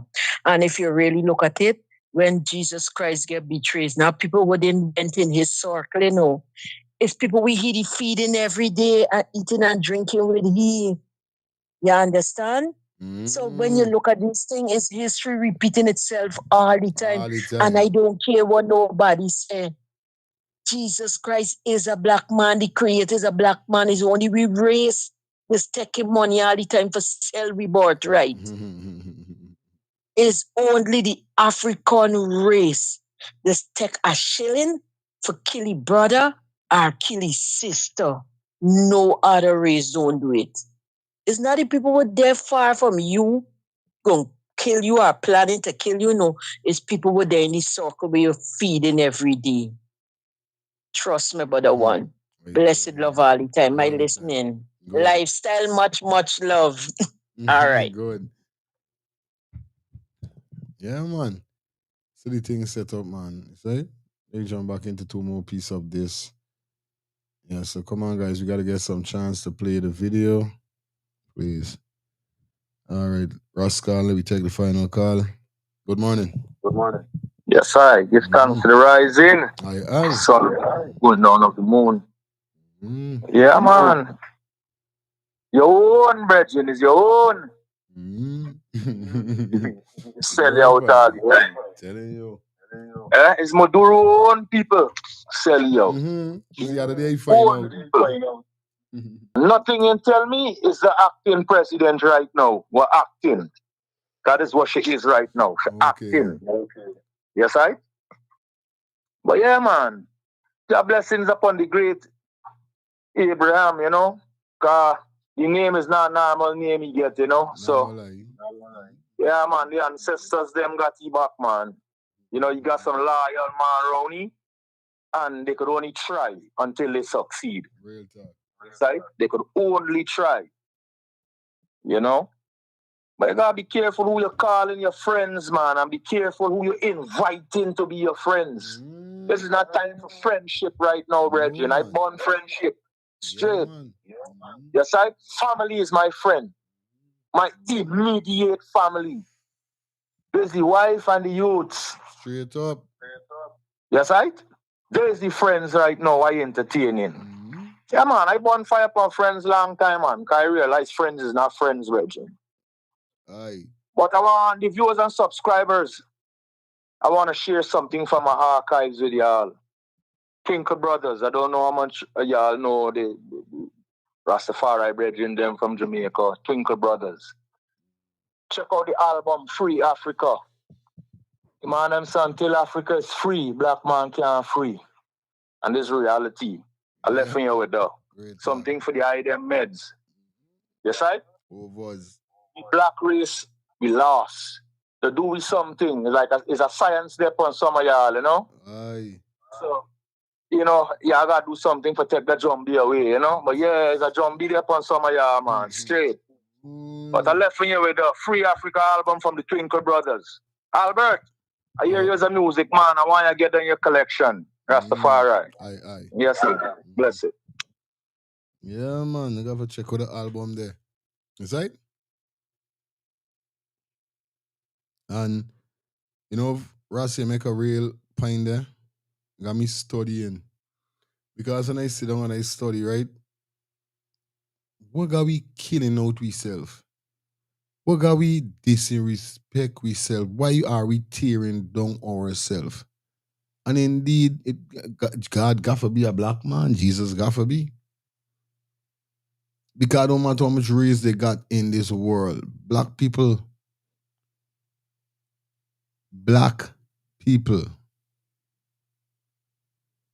everybody's talking. I hear a Spanish man say the difference between black people and Spanish people. Spanish people would come together, you know, and try to deal with things. No, black man, you hardly see black men coming together. It's like a zombie. It's like what Ross said about like them. I went saying I say well like they do black people, but on a real life level today when I hear Ross just know it's like it manifests like it's a zombie there upon we indeed. Two things. We killing out each other, and the next thing we always trying to show who better, who could wear the most chain, who could this. We always in a competition with each other. We always in a competition, bro. And the thing there is Mecca is one who is really wrong. You don't see them white banner there upon them thing. You don't see them Spanish. You don't see none of them banners there. No. Them man on there put no competition. Them man wearing them things weird. Them things swag. Nobody trying to look better than nobody. And why we as black man? We always in a competition with we self. You know? Hello, good morning. Blessed, my brother, again. You know why is a zombie? Is an innocent soul, is an innocent blood shed for our sins. You understand? If an Indian man go and give an Indian man money until he go and kill the Indian brother, you know he going to find a black man and give the money, and the black man going to take pay and put on the work. Right? A black man so sad he would set up a thief man for going to rob his brother, his sister, and his mother just to get a drawback. An Indian man in doing that. He rather know he create a scene and kill and chop up, and if you have to go to jail. But a black man don't care how they sell the soul to Lucifer. And if you really check this thing, like it's every year that is put out a hit on Abraham, Last year, 5 times they try it. For last year alone, soon as the year start, they tried. When was his birthday? His sister-in-law leave Paris and carry a cologne and give him for his birthday. When they tested it at poison, his sister-in-law. So like every time the year break, I following up this thing year, soldier man. Last year for his birthday, his sister-in-law attacking my skin growing. His sister-in-law leave Paris and carry a cologne for him. When they test the cologne, it had poison. So if he put upon his skin, you know what would have happened to you, right? Wow. So it's in the circle, this thing there all the time. Like when I look at this thing, like it's every year when the year start, that the sun hit upon this man. But here, why own people gonna be against him too? Remember the man ain't getting them freedom for chief like the rest of people, you know. Right. And when you can't side with people with wrongdoing, they find you as a problem. Remember, don't tell all the ministers them, even if they catch thief in 1 cent, it's 2 years in jail. You think they like that? I must drive in cheap vehicle. When I see another minister driving fancy vehicle, they got lustful demons. This is the sickness with we black people. We got lustful demons. And they need to get rid of it. They gotta pray against them lustful demons. They see a brother got a chain, they know we do forget it, they want it. They see you got a fancy car, you come from New York, they done burning fire upon you. They may know how much snow you dig up, how much coal run through your nose, and you didn't even feel when it dropping because of the snow. But they're jealous and they envy you. I tell people, me ain't got a friend, you know. Me friend is friend of me. I keep them as a distance. There's a difference with friend and friend of me. No joke. Me ain't got friend, I got friend of me. Cause all of them, when they come wrong, you they got lustful eyes. And you got a friend and they come in your house and they're looking wrong for see what you got. Don't keep them at distance. Don't let them come back in your house steady. Blessed love. All the time. Hello, good morning. Hello. Hi, Fire, again. Yeah, good morning. Again. I know how the YouTube thing going with the music, but as an old-time DJ, you sight me, G, he got a song, just I listening to Auntie talking just now, and the only song that I got a strong feeling is a sister song. You can't keep a good man down. And there's the Traore man, what they're trying to do, whatever they're doing by. You see the thing what they do with the man, what do what make water to run pon car? And he went England, they tried to kill him 2 times. The man ended up to come home. Now you're hearing nothing but he is the mother putting out statements. Black people can't get no ways. And then again, it's black people fighting not black people. I don't, I just vex, I make children some, I love my children them. But I vex my children them gonna grow up in this kind of economy or this kind of world. You understand what I'm telling you? I got kiss up me baby every night and be like, oh God, let this place get better, man. Oh, I'm gone, I'm done.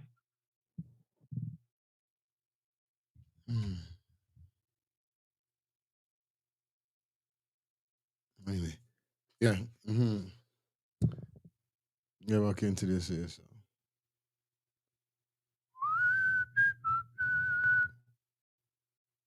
The free soil of Burkina Faso rests gently upon them. This is also an important occasion for me to congratulate and commend the truly invaluable work of our intelligence services. Thanks to their professionalism, Burkina Faso has thwarted for the umpteenth time attempts at destabilization. Congratulations to them. In essence, on January 3rd, 2026 at 2300 hours, a plan to destabilize the country was anticipated. This was to be accomplished through a series of targeted assassinations of both civil and military authorities, beginning with the neutralization of Comrade Captain Ibrahim Traore, the head of state and president of Faso, either at point-blank range or by an operation designed to mine his residence.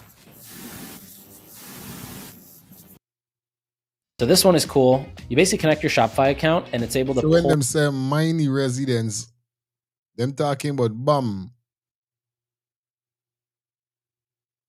That would be bomb them talking about. Mine, like, mine, you know what I mean? Them say mine is bomb. Back in the days, of the man is called them thing planted in the mine. Yeah. Following this action, there should be a decommissioning of the drone base and a ground military intervention by external forces. The actors involved, for reasons of confidentiality and also to avoid compromising the effectiveness of the investigations, we will only name the principal actor. This is former Lieutenant Colonel Paul Henry Sandaogo Damiba, the man in question. So, his key mission was to conceive and plan the actions, to seek out and mobilize the necessary funds, and to recruit both civilian populations and military personnel. The military's specific mission was to co-opt other military members and to establish action groups with very clearly defined objectives. Let's zoom out and examine the broader context, because nothing happens in isolation on this continent. President Ibrahim Traore has been at the helm of Burkina Faso for the past 3 years, and in that relatively short time, he has fundamentally transformed not just his nation's trajectory, but the entire discourse around African sovereignty in the Sahel region and beyond. He has guided Burkina Faso onto a path of sovereignty and endogenous development, meaning development that comes from within, controlled by Burkinabe people for Burkinabe interests, not dictated by international financial institutions or former colonial powers. He has done this within an explicitly Pan-Africanist vision, understanding that Burkina Faso's liberation is inseparable from the liberation of all African peoples. This is a leader who enjoys broad popular support not just within Burkina Faso's borders, but throughout Africa and across the global African diaspora. From Dakar to Johannesburg, from Accra to Nairobi, from Harlem to London, the name Ibrahim Traore has become synonymous with a new generation of African leadership that refuses to bow, refuses to compromise, refuses to accept anything less than full dignity and sovereignty for African peoples. And therein lies the threat he represents to the established order. When Thomas Sankara was assassinated in 1987, it was because he demonstrated that a small, landlocked African country could chart its own course, could reject International Monetary Fund debt, could feed its own people, could stand tall in the community of nations without begging for aid or permission. His assassination was meant to send a message. This path is forbidden. For nearly 4 decades, that message was internalized. African leaders learned to stay within acceptable boundaries, to make the right compromises, to prioritize the interests of international capital over their own populations. But then came a new generation, and Captain Ibrahim Traore is perhaps the most prominent representative of this generation that refuses to accept the boundaries their predecessors observed. Minister Sana's revelation mentioned that this is not the first attempted coup against President Traore's government. Brothers and sisters, let me emphasize this.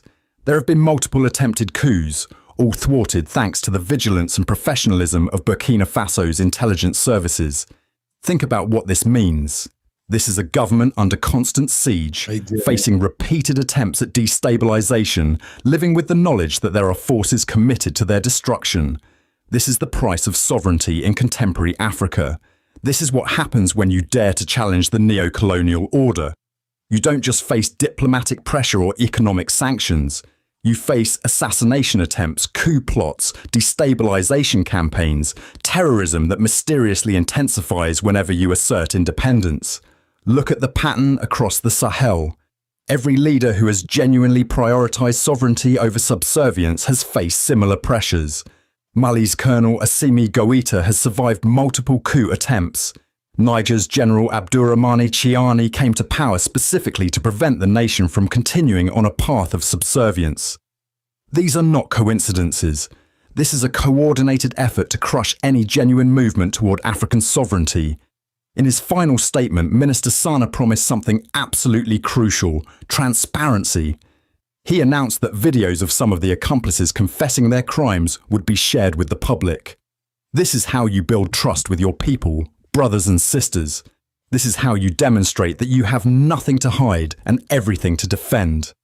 In an era of disinformation, where social media can be weaponized to spread lies and confusion, where foreign intelligence agencies can create fake news to destabilize governments, showing the evidence is essential. Let the people see the faces of those who would have murdered their president. Let them hear in the traitor's own words what was planned. Let the truth be undeniable and unavoidable. This transparency also serves another purpose. It's a warning to others who might be contemplating similar actions. It says clearly, we will find you, we will expose you, you will face justice, and your betrayal will be documented for history to remember. My brothers and sisters across this great continent and in the diaspora. Good morning.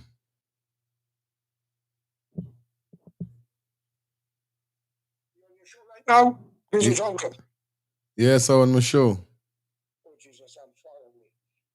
And I want to talk about something when I see Muhammad and he's talking and they're making a big thing out of it.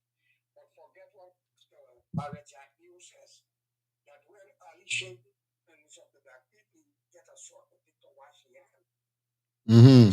Yeah. Serious thing. And if the man talk and or Indian curse Indian, black curse blacks, because they don't know better because we grew up in the Creole way of living, and it's time for a change. What says have nothing to do with his action. Words is nothing, just come out your mouth or tongue. But the doing is much more important. You know? But I see a lot of talk show and I see some people on Facebook messing up this guy, but the man named Shell Hamid or something. I don't know the people.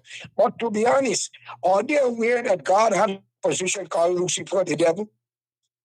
And Judas was an opposition to Jesus? And Muhammad had opposition? Boris with Jagan and he did opposition and Jagan on opposition. That will put the court in the position we are in now.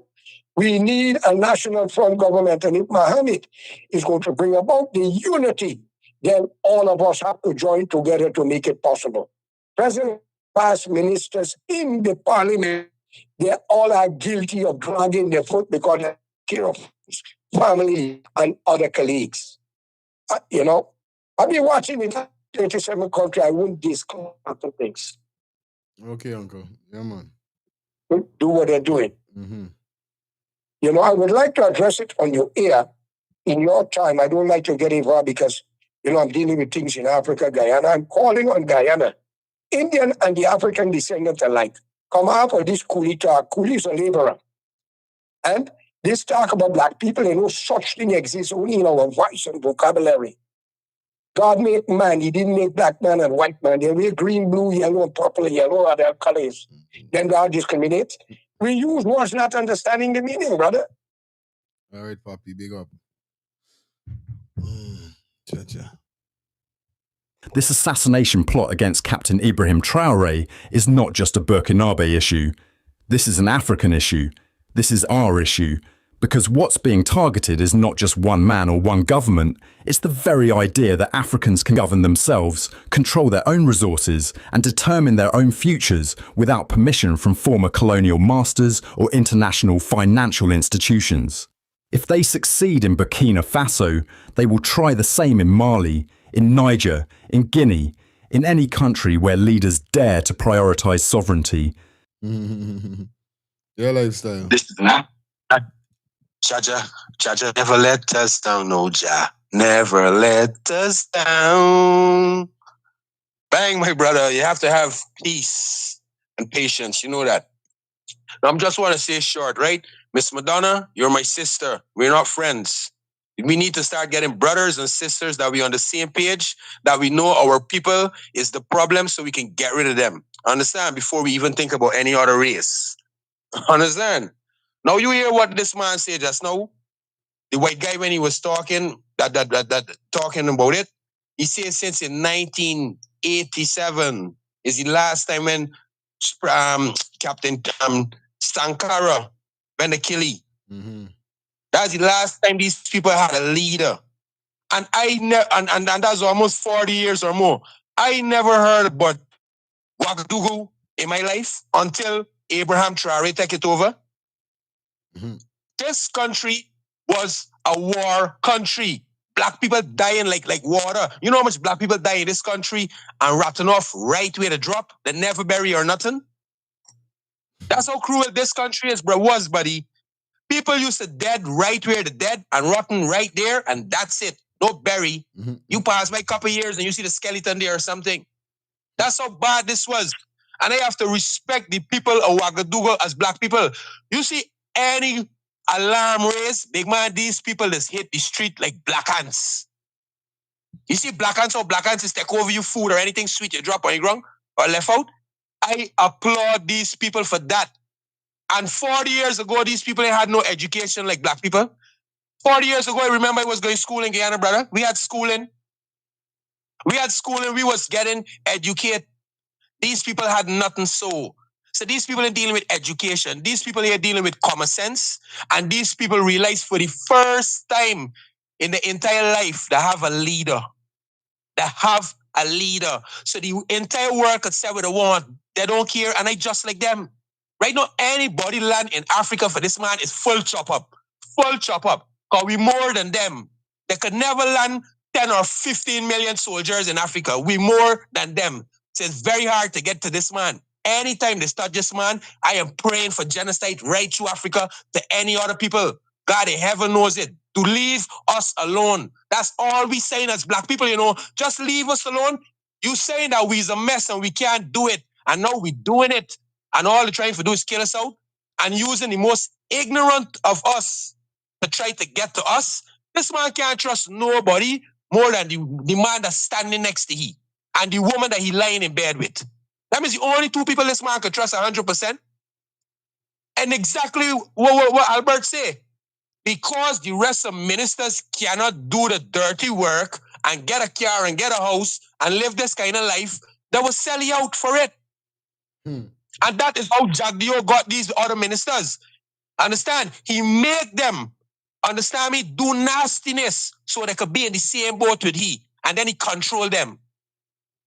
That's what's going on again. So it's not like enough of these ministers ain't want change, you know. But once you're wearing the same cloth, I blaming you. Until you come out of it, then I can say, well, you was one of the good ones. So a lot of them might want to change. A lot of them might want to do the right thing. But Jack Dio don't put them in dirtiness. And they're going to keep living with it.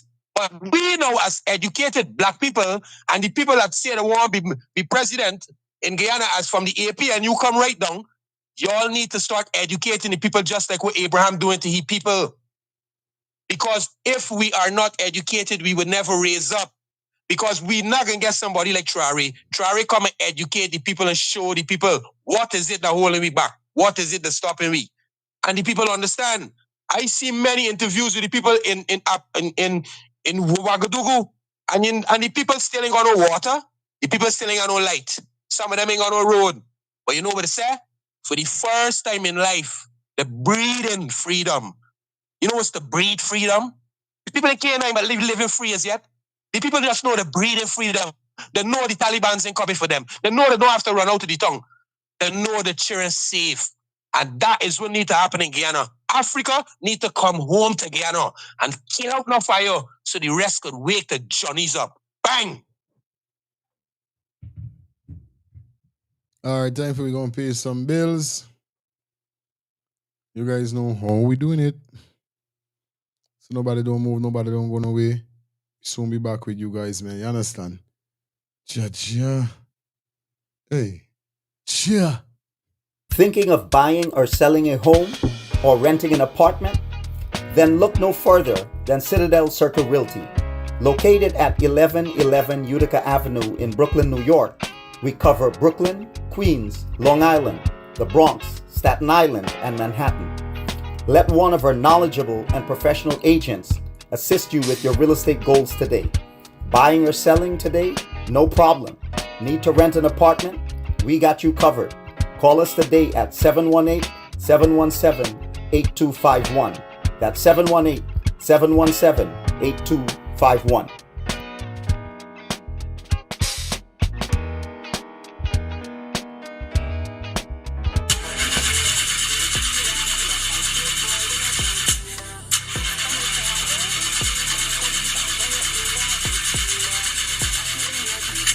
Oh, not again, man. Not again. Chaja, I got to get this engine fixed. Oh, shucks. Hey, they call me bro.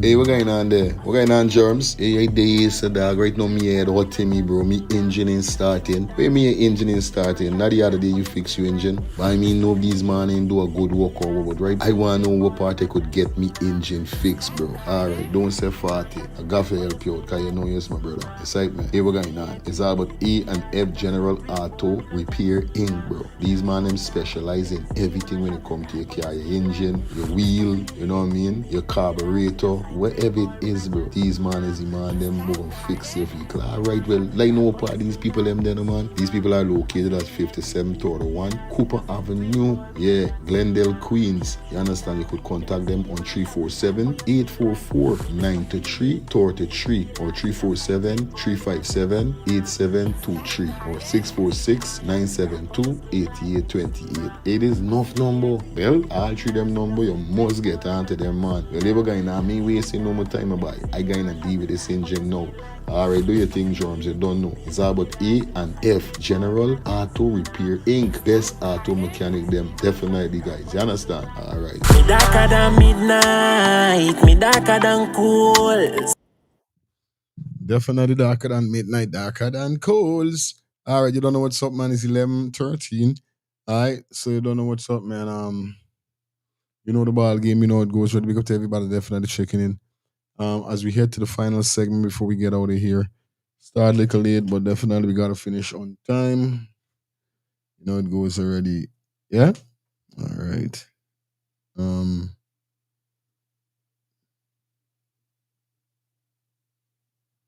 matter what they do, man, they can't stop, they can't, you know, big up Abraham Traore and God cover you there, because it's already written. Strongest soldier get the hardest fighting, the realest people live the hardest, the realest life. No, man. Tell them, say, the strongest soldier get the hardest fight, and the realest people live the hardest life, right? Something like that. Anyway, so as a strong soldier, you're gonna get fight all the time. Cause like I said, nobody don't like see when good doing. Like, you know, people is just want to see corruption and bad things. But now we're gonna head over to the next segment that definitely we gotta feel like we say, man. Those are the days at the end of the day. God. Final call, man. Yo. Traore, Abraham Traore, you know who he is? He's a prophet, you know. For every certain time, there's a prophet that comes out to save his people. If they don't come by the message and most take note to it, they come by action. Martin Luther, Malcolm X, Marcus Garvey, Bob. All these are black prophets, you know. His job ain't done yet, so they can't kill him yet. Job gotta finish. He ain't complete with the mission God sent him, bro. It's a God bless you. It's not just man looking over you. It's the Most High who got him. You see? Because man could fail. God don't fail you. And if God send you on a mission and you feel your mission incomplete, no man can touch you until you finish your mission. So people gotta understand the man is on a mission. You see when the man come and start doing God, do how much African country fall after? All right. All right. You see? Animation ain't done yet. All these prophecy come as when they're young. They don't come as a whole, like them whole head others come and they're impact president and running this country. The young, like they said, the young generation have to make the change. There's no big man, you know, Bob was young. Malcolm X was young. Martin Luther was young. Marcus Garvey was young. This man was nowhere past in the 40s. They was in the 30s. You understand? So is Jesus Christ. I did listening. That's my message. One love, my brother. One love. All right, time for we slide into the next segment right now. Now, the next segment that we're gonna slide into is Jesus Christ, I don't know face. Really, she is one to she. Yeah. And we enter to the final segment, man. Pastor. Mm-hmm. The pastor wife get some serious backlash after this the dress that she wear. I don't know how much of you guys saw the video with the pastor that the wife, you know, had on a dress, which by is a dress like it is look like you don't have on clothes, but a lot of people had a problem with it, guys. A lot of people had problem with it. Not gonna tell no lie. Mm-hmm. Now I wanna know what's your thoughts right now because and not being a Christian and being none, we ain't putting no race in, we ain't putting no wait name, racialness in it. But racialness. Let's call it again.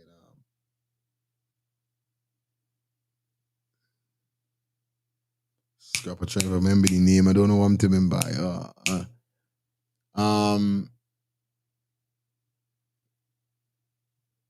Religion. Thank you. Like I said, I don't believe in religion. I feel religion is coming like division sometime. Because they got some Muslims feeling better than them own Mati Muslim. Some Christian is feeling better than them own Mati Christian. Some Hindu, same thing, and then they got them twist.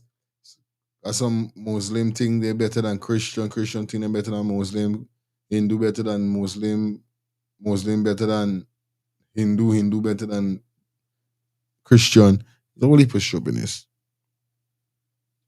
But listen what I tell you now. Do you think any pastor woman should be dressing in certain way if you're a pastor? No, it wasn't a see-through dress. It was a dress look like a see-through dress. I think it's called it something skin something or something like this. Call it. Let me jump into this video. Yes, I don't know. It's crazy.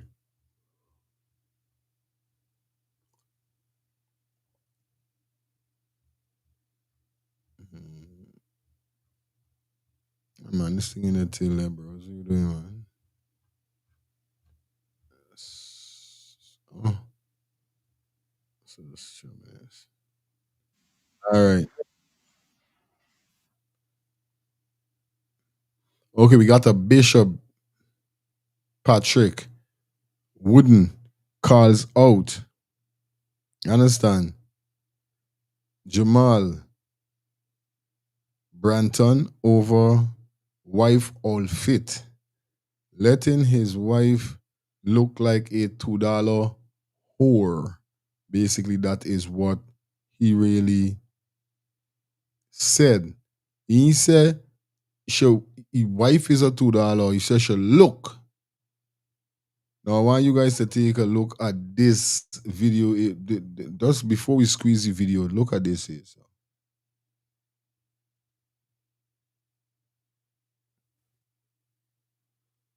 There's all the female dress. Do you guys think this is appropriate for a pastor wife to dress like this?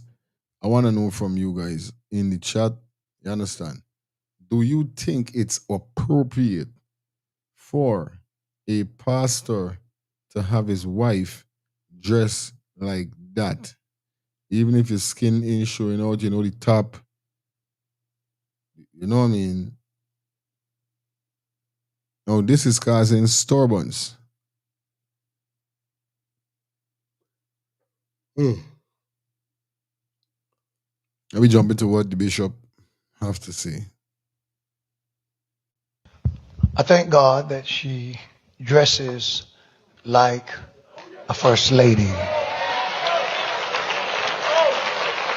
I thank God I thank God for that. The lowering of standards are amazing. A preacher presented his wife the other day, and I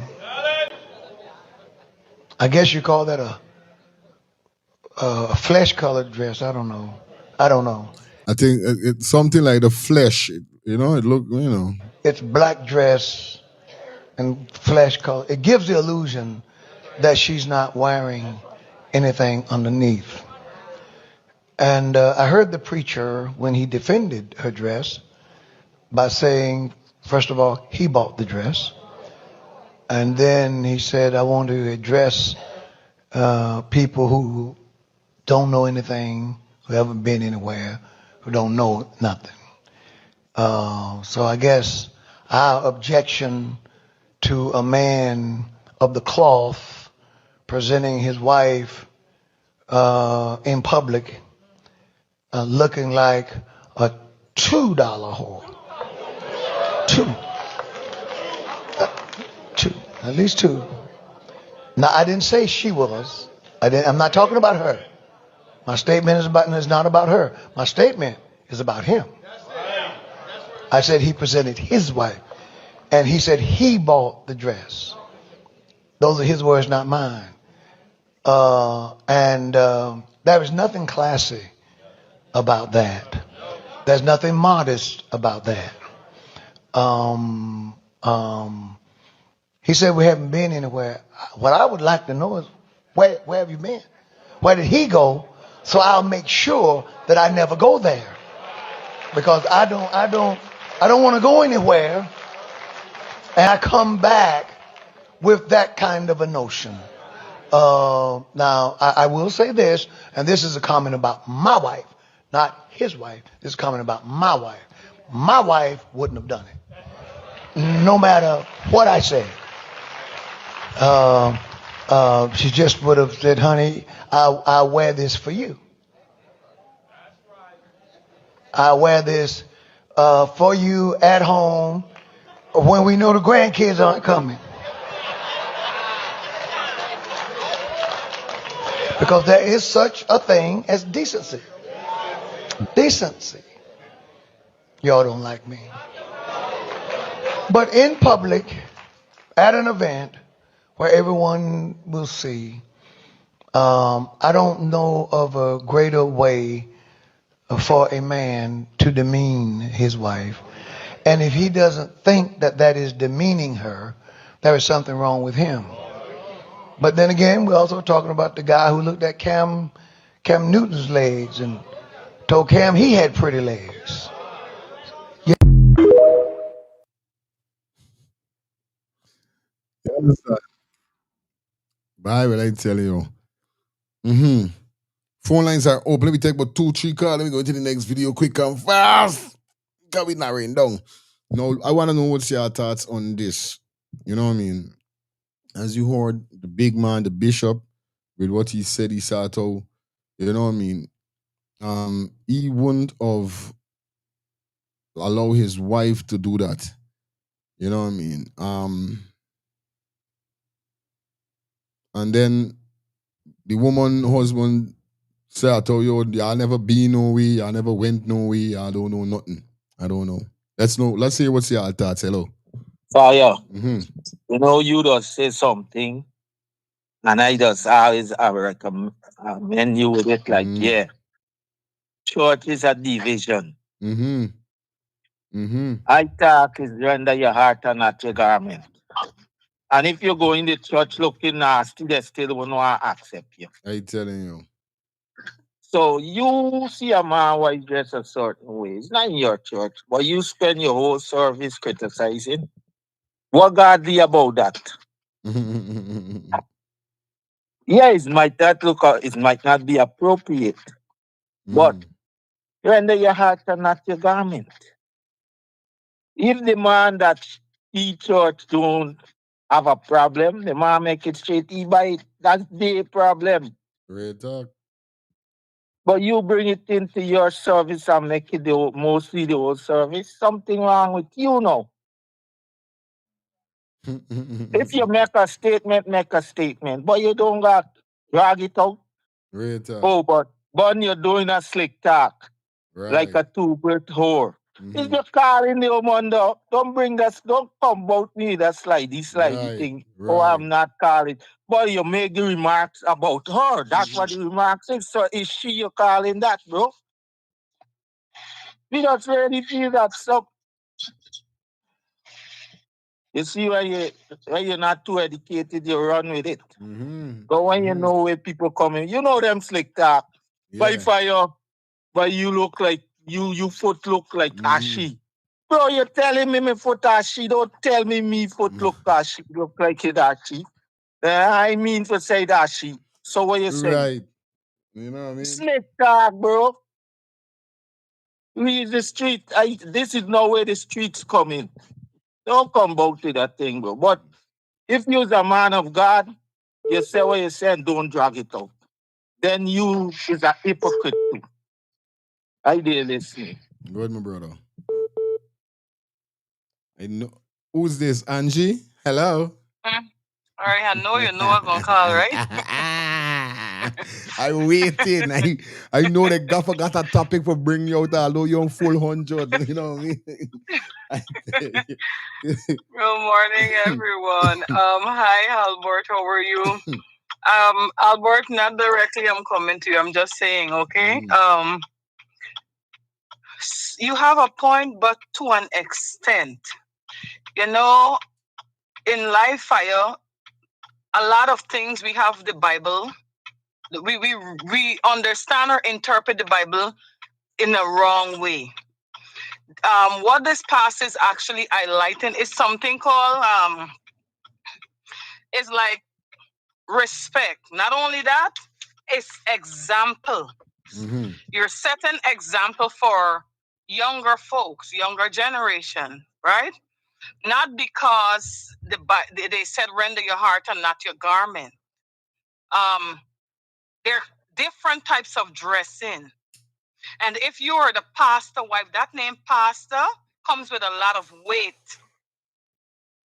And if you're the pastor wife, you ought to conduct yourself in a manner, in certain manner. You ought to set example for others to follow.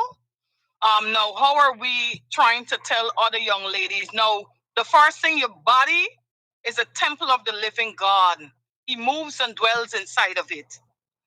And when you abusing your body, do you know a lot of things we gotta go before God about? People don't really read the Bible and they don't really understand certain things. We abuse this temple. Some of us abuse it by drinking, smoking, telling lies, doing all things, sex, the clothes we dress. They're different way. And we have to realize heaven will be a surprise because what we believe that God will accept, it is far from it.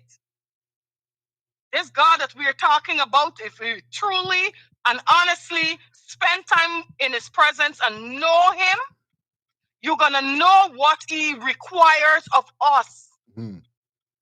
So what the pastor is doing is he is just highlighting.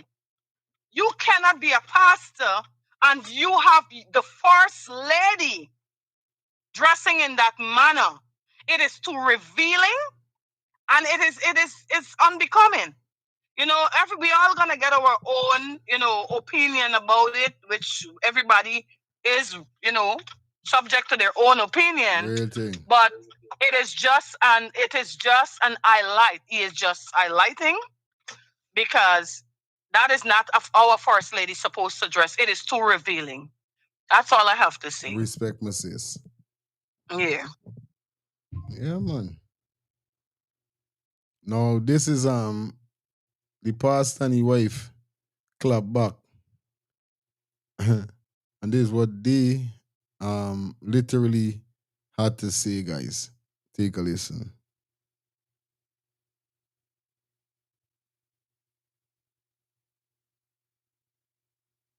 Did you have even a sliver of doubt before you walked out to go to the event about the dress and that it might create a stir? People have said, oh, she knew it would get this reaction. My ego is not that big. Wow. I don't dress for people. I dress for myself and for my husband. I am a wife. Yeah. I'm a wife, I'm a daughter, I have a doctorate, I'm a professor. There are plenty of things that I do. And the challenge is we often want to see a woman be one-dimensional. I am multi-dimensional. I carry multiple titles. Now, what you choose to call me on whatever day is fine for whatever that might be. But I think that there is this idea that a woman can only be one thing. And once I happen to marry a pastor, I happen to fall in love with a man who is a pastor, right? And so with that came the title of First Lady. But there is no book for that. There is no manual for what that looks like. And I have decided that the title does not define me. I define what the title is.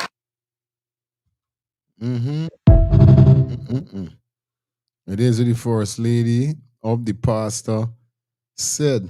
Phone lines open. Let me know what's your thoughts. God. Woman says nobody can tell she's dressed for her husband.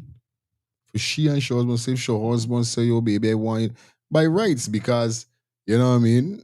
I want me wife dress for me sometime too, but still like they don't know. Remember, as a big girl, my wife is, you know what I mean? My wife is 5 years big for me. So ain't nothing.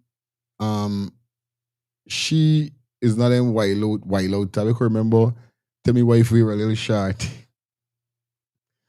Oh God, who tell she would do the shit out to the short thing? Imagine you ain't even seeing she be every minute she there pulling down the things to pull. You should me no cost up to this just because you say you know wear them no more, you're gonna wear it with the tights. I think she had on the tights but still she was uncomfortable. Yeah, she had on the tights. And every minute she pull. I said, what?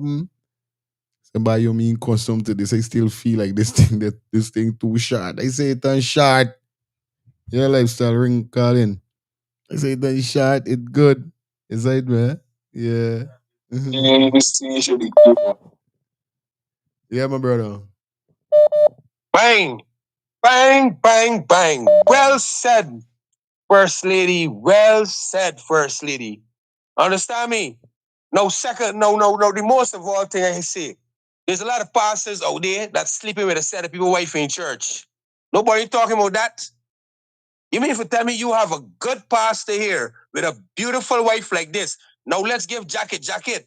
There's a lot of women in her age group that don't even look like her. Understand me? And I ain't see nothing wrong with a dress. I would like to see the back of it. Now, if the back of it, understand me, showing she curves is something different. But I ain't seen nothing wrong with a dress. Because listen to this here now. I sure where that pastor and his wife went, ain't got little children. Most of the people there was married. Most of the people there was business people. And most was big people. Why you got educated people here at a ball and you all are looking at one another wife? Now, if my wife looks sexy, regardless if it's a pastor or not, you can't vex, understand me, with the human eye a lesson that this is the most beautiful woman in the room. This is the most well-dressed woman in the room. Big man, there's a lot of women in her age group going out with a big split down the side. Like you can see the whole leg. You could literally see, you have to look at this pastor wife and think if she have on underwear or not. Wonder. And you could only be a big pervert there. Because they, when they have little children, that is a ball they went to as a husband and wife. They went to church to preach to nobody. When we in church, this man is a respectable pastor and my wife is a respectable first lady with degrees and other jobs. Understand? There's people out there that die with pastors because they know the pastor rob in the church and got a big house and can buy a car for them. We ain't talking about them. There's wives out there that know the pastor troubling young girls in the church and we ain't talking about them. And this pastor that talking, you are older than this pastor. This pastor have more style and elegance than you. And it's clearly we see your wife there in green that's sitting back and laughing. Now, if she was a first lady, she wouldn't have sit back and laugh. She would have sit there and nod at what you are saying. But she sit back and laugh. But it's clearly we see that this woman is more beautiful than you. That's why she dressed elegant. This is elegant you're seeing here, brother. That's why the pastor said they don't have no knowledge. And it's clearly they went to a ball with big people, married people, educated people, not little children. So why should my wife, understand me, you guys be lusting when you have your wives here? Come on, it's brains, brother. Enough respect to the man and his wife, brother. Blessings to them. She is elegant. Bang. Yeah. Hey, Fire. Yes, Morning. Samuel, morning. Morning to you and your viewers. All right. I agree with Miss Angie, right? And the next thing is, right, God doesn't care about how much degrees you got. If you come in my name, you have to set the example. There's a certain example for everybody. You understand what I'm saying? And the Christian's supposed to be the head and not the tail. So you're supposed to set the example. You as a pastor wife can't walk around with nothing revealing. You understand? The Bible talk about dressing modestly. Listen to me. It's either you're a Christian or you're not. Don't go wrong as a leader and don't want to do the job as a leader and set the example as a leader. You think you understand what I'm saying? Yes, the Bible said, come as you are, but when you come, there's supposed to be a change. You understand what I mean? It is say come as you are and stay as you are. You understand what I'm saying? Yeah, man. It's not come as you are and stay as you are. You're supposed to be the light. You're supposed to be the light to the world, the head and not the tail. You understand what I mean? The salt. You know the salt to the earth mean? Salt mean change. It's the only thing that go into anything and change the flavor of it. You understand? You supposed to be a change. There's so many different beautiful dresses that she could wear that could cover her without you seeing through it. You understand? There is a responsibility there. You think enough to do with your education, these kind of things? You understand what I mean? You're representing God, and there's a guideline and there's a rule book. And that is why the churches is falling, because they're compromising too much. When God called you, he said, come out from among them. Coming out from among them means that you can't act and dress and behave like them. You understand what I mean? You have to be the difference. You have to set the example. So as a pastor wife going out in public looking like that, it's wrong. You want to please your husband in sexy outfit and them thing, do it inside your house. When you come out on the road, there are people that is looking up to you. There's a congregation that is looking up to you. You understand what I'm saying? So the excuse is frivolous. Well, then don't present yourself as a pastor or a pastor's wife if this all want to behave just like the rest of the world. Respect. You understand? What kind of change you effecting? You ain't effecting no change. So all the little children, the little girls in your church gonna say, oh gosh, I want to dress and look like me pastor wife and walk in the road half naked or revealing. This is wrong. Miss Angie, you said it well, and I agree with you. Thank you again. Yeah, man. Let me see if I get on to Max. Oh, shit. Hey, Max, call after Angie, girl. Let's see when calling. Yes, Angie. Hey, Fire. We're not judging here because the Bible said thou shalt not judge, right? But what mankind don't understand, you see, compromising spirit is something a lot of us got to answer to God for when the trumpet of the Lord shall sound and we got to go home to our maker, right?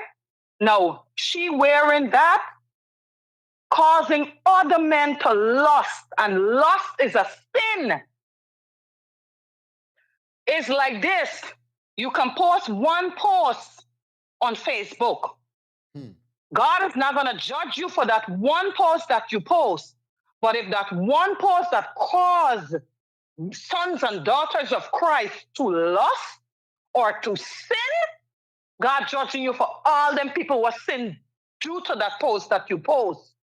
You see, knowledge is power. And the Bible said, for the lack of knowledge, my people perish. Today's society would say anything because of what? You want to fit in, and just because You know, it's like you're on the side of the sin. People believe in sin than they believe in the righteousness, right? It is unbecoming what she did. We're not judging. We're just giving our opinion. It is unbecoming. Our dressing is unbecoming. Let me tell you how God is serious for you. God is so serious with what we do with the temple that He loaned to us. God is so serious with it. We all got to answer to God when we go home for misusing the temple. People may not like it, but it is wrong. And God stand by His word. He respects His word so much, He exalts His word above His own name. In life, we got to be careful. We tell ourselves, oh, this life is not our own. We tell ourselves, this body is not our own. This body is a spirit, is flesh. It's we that are operating in this body, we are spirit being. God don't need money from us. We ain't got to carry money. We ain't got to carry gifts and frankincense and all these things for sin, because we sin every day in thought, deeds, knowingly and unknowingly. But what God requires of us is to live holy, live righteous, set examples for others to follow, carry yourself in a decent way. It is hard. I know it's hard, but at the end of the day, you got to do it. And it's only shame she is saying that. Nobody talking about your credential and your qualifications. Nobody talking about that. Look, Kurt Franklin. Look, his wife. He was trying to say the lion and the lamb gonna bow down to the goat. Many are called, few are chosen. A lot of these pastors, they're worldly. And they're training their wives to be the same. And I rest my case. We all got to answer to God for our sins.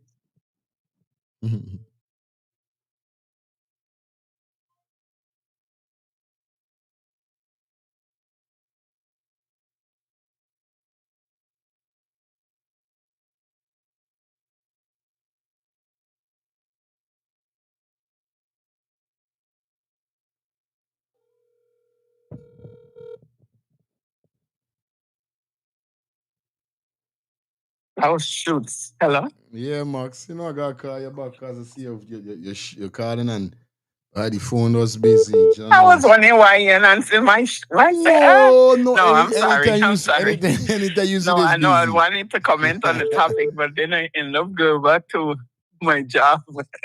You know, I had to work in and out, in and out. So, all right. So, I wanted to know, I could say a quick too, you know what I mean? I'm on the air right now? Yeah, on the air, yeah. Yeah. No, I wanted to comment on this thing with this pastor and his wife dressing. It's like, everybody got their own opinions as to how a woman should dress.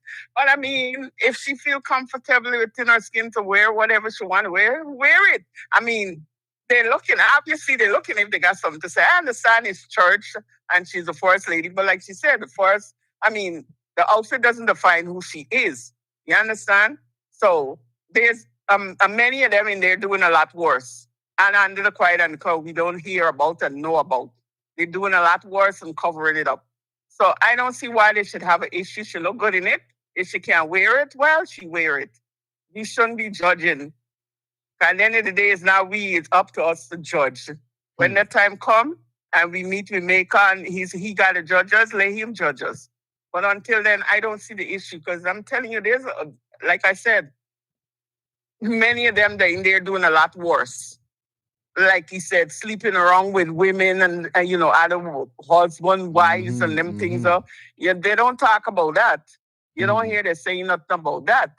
But you understand, the first lady is what? It's just a name it didn't come with a book instruction as to how a person should be and dress and all of that stuff. Right? Sometimes we as women, we wear what we want to wear, whether we in the church or not, we wear what we want to wear. People always have an issue with that. Real talk. So I don't see why this should be a big thing a big issue as to how the woman wants to wear her thing, and her husband and I have no problem actually with it. So I said she wear it well. Well, it is what it is. That's your point. That's your We all opinion. want to look That's sexy. it. Yes, Yeah, everybody, man. like I said, everybody got their opinion. They're gonna say what they want to say. You know what I mean? But the same people who's always ready to judge, the same people, them they do a lot of shit too. Mm-hmm. Real thing. Real thing. All right, Max. All right. Good, Mrs. Up. Let's go. Hello, good day. Final call. Fire. Yeah. Here up. All of we jumping and knocking on this dress. They have a style and fashion of that kind of dress where there's a lining that look like your skin. Are we know if that's the style she had on? No, but there's it. And it's not. It's not. There's what I want people to know. For persons who don't know, this it's not a see-through dress. This is what the bishop was saying. Yeah. It called flesh. Flesh. Something flesh. It is make it look Right. like you I don't know have that on style. clothes. I know about it too. So it's not a look like see-through your thing. skin. Yeah, But it's it's not a a style and see-through. fashion. It's not a Yeah. reveal thing where you see Mm-hmm. your body. So Yeah, I it's don't not a see what, see-through thing. you know. Yeah. If I understand it was something that reveal her skin and Right. like what Right. like Cardi B and them does wear. Right. You know what I mean? Janet and them does Right. wear. I would be in like, Yeah. yeah. The thing is jugular. The thing is make you feel it like this stuff it should. It gotta look good. Yeah. So For real. that's why I feel on here. He's saying, man, the way I look at, it don't look like which is our natural skin. It look like that style of dress. Cause I bought that style already for my wife. Mm-hmm. You see, and I know it don't show your skin. It's just a style, a lining style, inside yeah. Mm-hmm. and come over. Mm-hmm. Bro, I'm out.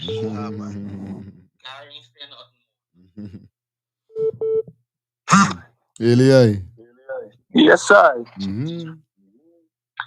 You gotta exercise a little decorum, buddy. Bottom line. Mm-hmm. If you say you're going to church and use the first lady and use what? You gotta represent. Mm-hmm. I was taken aback just now to hear what Max said, you know, as a woman. You know me, I don't want to make no judgment or nothing, but, you know, it is your opinion at the end of the day, but I didn't expect to hear that coming from you, a woman, you know, but, you know, left the past. No, man, it's wrong. So you got to have a certain uniform. There's a time, the same Bible where you are reading the basic instructions before leaving earth. It tell you again, there's a time and place for everything, buddy. You don't get the pastor wife won't get a chance for wear the dress wherever she want wear it and whatnot. Church, you're coming to hear the word of who? The Most High, whomever you may conceive him to be. And he best said it. Samuel said it. You understand? Best describe it. One more than that. How else you going to try to change that? I didn't expect to hear that from you, Max. I'm a little appalled, but, you know, like I said, it's your opinion. I respect that. But the decorum, brethren, it's going to take you far away. It defines who you are as an insider, and Jibes said it. You know, you got to respect your temple life. That's why you see I got a love and I as Rastafari people, and even the Muslim sisters them, because see certain things they ain't dealing with. You understand? That's why I mean sisters them got to have the long skirt and the long dress and the tights underneath it. Yes, I discipline, man. I discipline in the thing. You're going to church to hear the word. Yeah, forget a little blessing for carry through the rest of the week, so no bad harm don't come your way. Yeah, keep the pureness of the spirit with you. You know, for the moment. You guys, look who you wearing to the people in church. Oh, really? Why are manners? Yes, sir. Hello, good morning.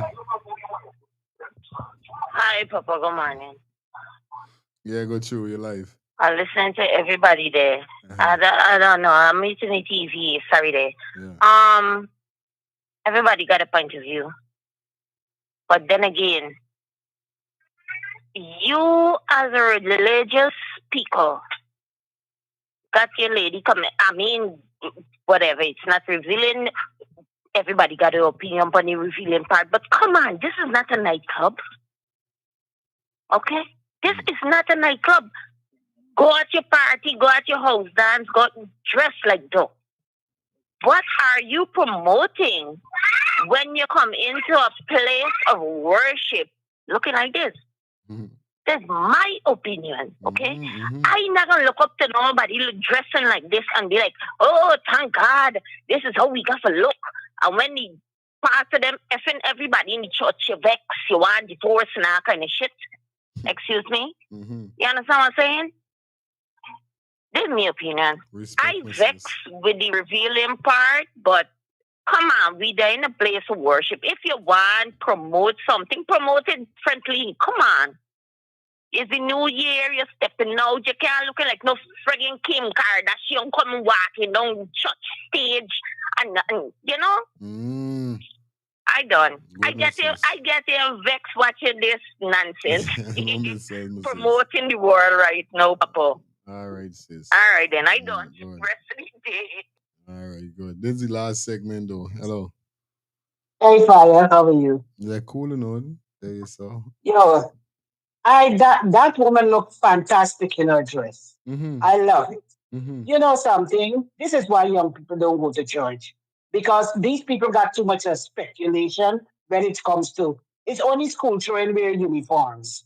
Anybody else can wear whatever they want, wherever they want. And if people don't learn the discipline of people's rights in doing what they feel like doing, all these kind of nonsense going to be coming up. Oh, you're not supposed to be dressed like that. You're not supposed to be doing this. This is why young people don't go to church. You see what I mean? People need to stop judging like that and just live life according to how they see it. That's all I gotta say, brother. I tell you. Final calling me out, man. Hello. How you feeling? Yes, I. Big up yourself. All listeners, all fans. Every man have a right to decide his own destiny. You know what I mean? Everybody talking, but they ain't judging, but this is what they're doing. You know what I mean? Why you want to ask you for you? If it's church, you woman went with the outfit. I don't know. No, this is why I don't know if it's church because looking behind she saw a lady in a red thing with the same top out. So top party out like her. So I was wondering two things if it's church or if it's a event that was going. I don't know. We ain't get for know that as yet. See, you know what you're saying without for real. We know where she went going. But it was going. It more look like if the people went out to some dinner or something. Yeah. You know what I mean? For real. Them is comfort, man. They check about people. A lot of women, it's like fighting down women. You never find that, especially if they feel like the woman looking better than them. A competition thing. Why you think there's got modeling and all of that? Kind of like they're in competition with one another. Not for them talking, put on long shirt and this and that. There's more whore than them people wearing them thing, excuse me. Not for them. Guys didn't come to them every day. You could get a lash for free. You know what I mean? So don't let it come out there judging nobody, but everybody got a life to live.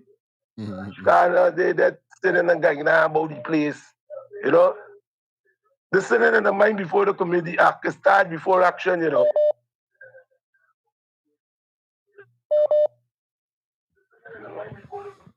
Big up yourself, I. Yeah, man. Respect. Yo, guys, this is it, guys. That's it.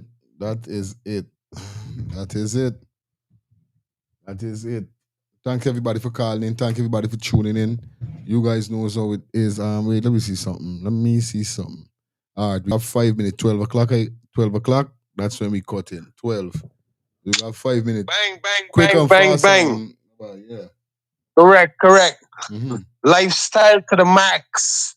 Lifestyle to the max. Bang. All this dress is a color, you know. I don't send you a video when you come off, you show you for watching it with somebody intelligent just like you talking about it. All this dress is a color. Yeah, it's a style. Yeah. Well, the person change, and that's all it is, you know.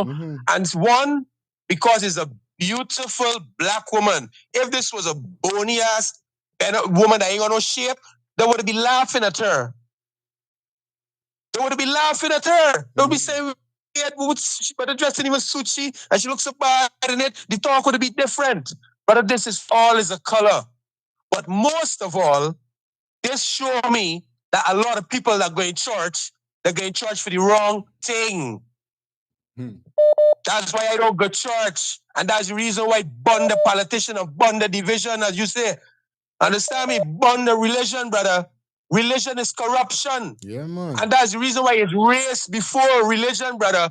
Because any black people join any religion, them is the bottom of it. Them is the bottom of it. Look, the Catholic, big man, them is Catholic for years. How much times they ever had a black bishop? Huh? Every religion of black people in there are the... Now, most of all, as this black brother say, the woman was not at church. The woman was at a ball with married people, big people, and people of status and stature. So which means, why is this a problem? Was this at a children function? Was this at something that the brains is not even matching up? And this clearly show how uneducated we are. This clearly show that a lot of people are going to church. They're just going to church for saying, I went church. They're just going to... All right, Lifestyle. Sorry there for cutting you off. We got it's 2 more minutes ago. Let me get to the next call and then you don't know. Get where you're coming from. Hi, good morning. Hold on. Yes, my sister. I'm hearing you now. Yes, everybody see things different, but as a person that's serving a true and living God, I don't care what nobody say. Yes, she looked beautiful in the dress. The dress looked good on her, but there is things she could have do to make it look better as a woman of God, right? You can't want dress like the people in the world because you like a dress. You got to set an example. It's like you got your son and you telling your son don't wear a cut pants, but you wearing a pants below your bottom and you wearing a cut pants. What example you setting? As a leader wife, she could have wear the same dress. Yes, you didn't have to wear a dress with your bust like that out. There had things you could have show over and look more appropriate. She didn't have to wear it so close to paste on your skin. There is things could have been done with the dress, right? There is things could have been done with the dress. She could have wear the dress, but it's the type of dress she wear. So therefore, because she's the pastor wife, if she going to dinner and she feel to wear a pom-pom shorts, she could walk the road with it. Practice what you preach. Why you think in the Bible say a woman here is she covering and a man here is his shame? All right, why you think the Muslim women are coming off? Why you think the Muslim women always with a headdress? Because they could pray any second of the day. Blessed love. Good message. Yo, we coming. Hey, see what I'm telling y'all. I want to end this. Yo, where are y'all? It's 12 o'clock. You understand? It is 12 o'clock. I gotta go. Final call. Oh, shucks, is Maxine. Call. It's Max. Oh, God. Final call. This is it. You know the funny thing about this? Everybody got their opinion on as to how this woman, because she's a first lady, should be dressed. But you know, a lot of them, even the ones that call him on this show, is a bunch of hypocrites. Can they call and saying a lot of things, what the woman should and shouldn't wear and how she should look and carry herself? And they just as phony as they can be. And I'm sorry to say. If she wearing her stuff, let her wear. She wear it well. We all have our own opinion as to how this first lady or a first lady or somebody in high standards should be and should dress. That's not us. If she feel comfortable in her skin and she can wear whatever she wants to wear, let her wear it. Because a lot of them out there final call, hoping guys. that they can wear certain things and look certain way and be certain way. So I don't see where is the problem. At least, you know, there should be a lot of other things where we should be focusing on instead of the way the person dress. There's more important things that we should be focusing on and worrying about. as to how this woman should carry herself. I'm sure she know how she should carry herself. Real time. So I don't know. It's a bunch of haters, I should say. And a lot of them calling him on the show and talking about what she should and shouldn't do, even the men. And they're looking. Because if y'all didn't, if she didn't look good, there would have been something for talk about right now. We would have had this to talk about. That's what I gotta say. Big up. There's it, guys. No more comment. Yo, I gotta go. I done. There's it. Bad. It was a pleasure being here with you guys. Big up everybody that definitely tune in and give the piece on it. Love and respect to you guys, man. I don't know. But this is just me piece before I go. Two things. It is not a see-through dress. What you guys are seeing, let me see if I could bring it back up on the screen before I'm left. I'm not. We done with the call. We done with that, guys. But we out here, so.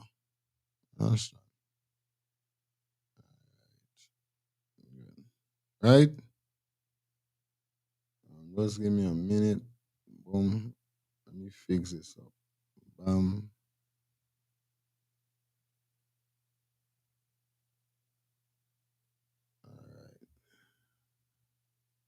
Good.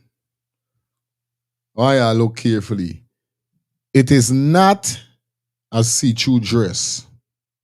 It is a dress that looks like a see-through dress. Right?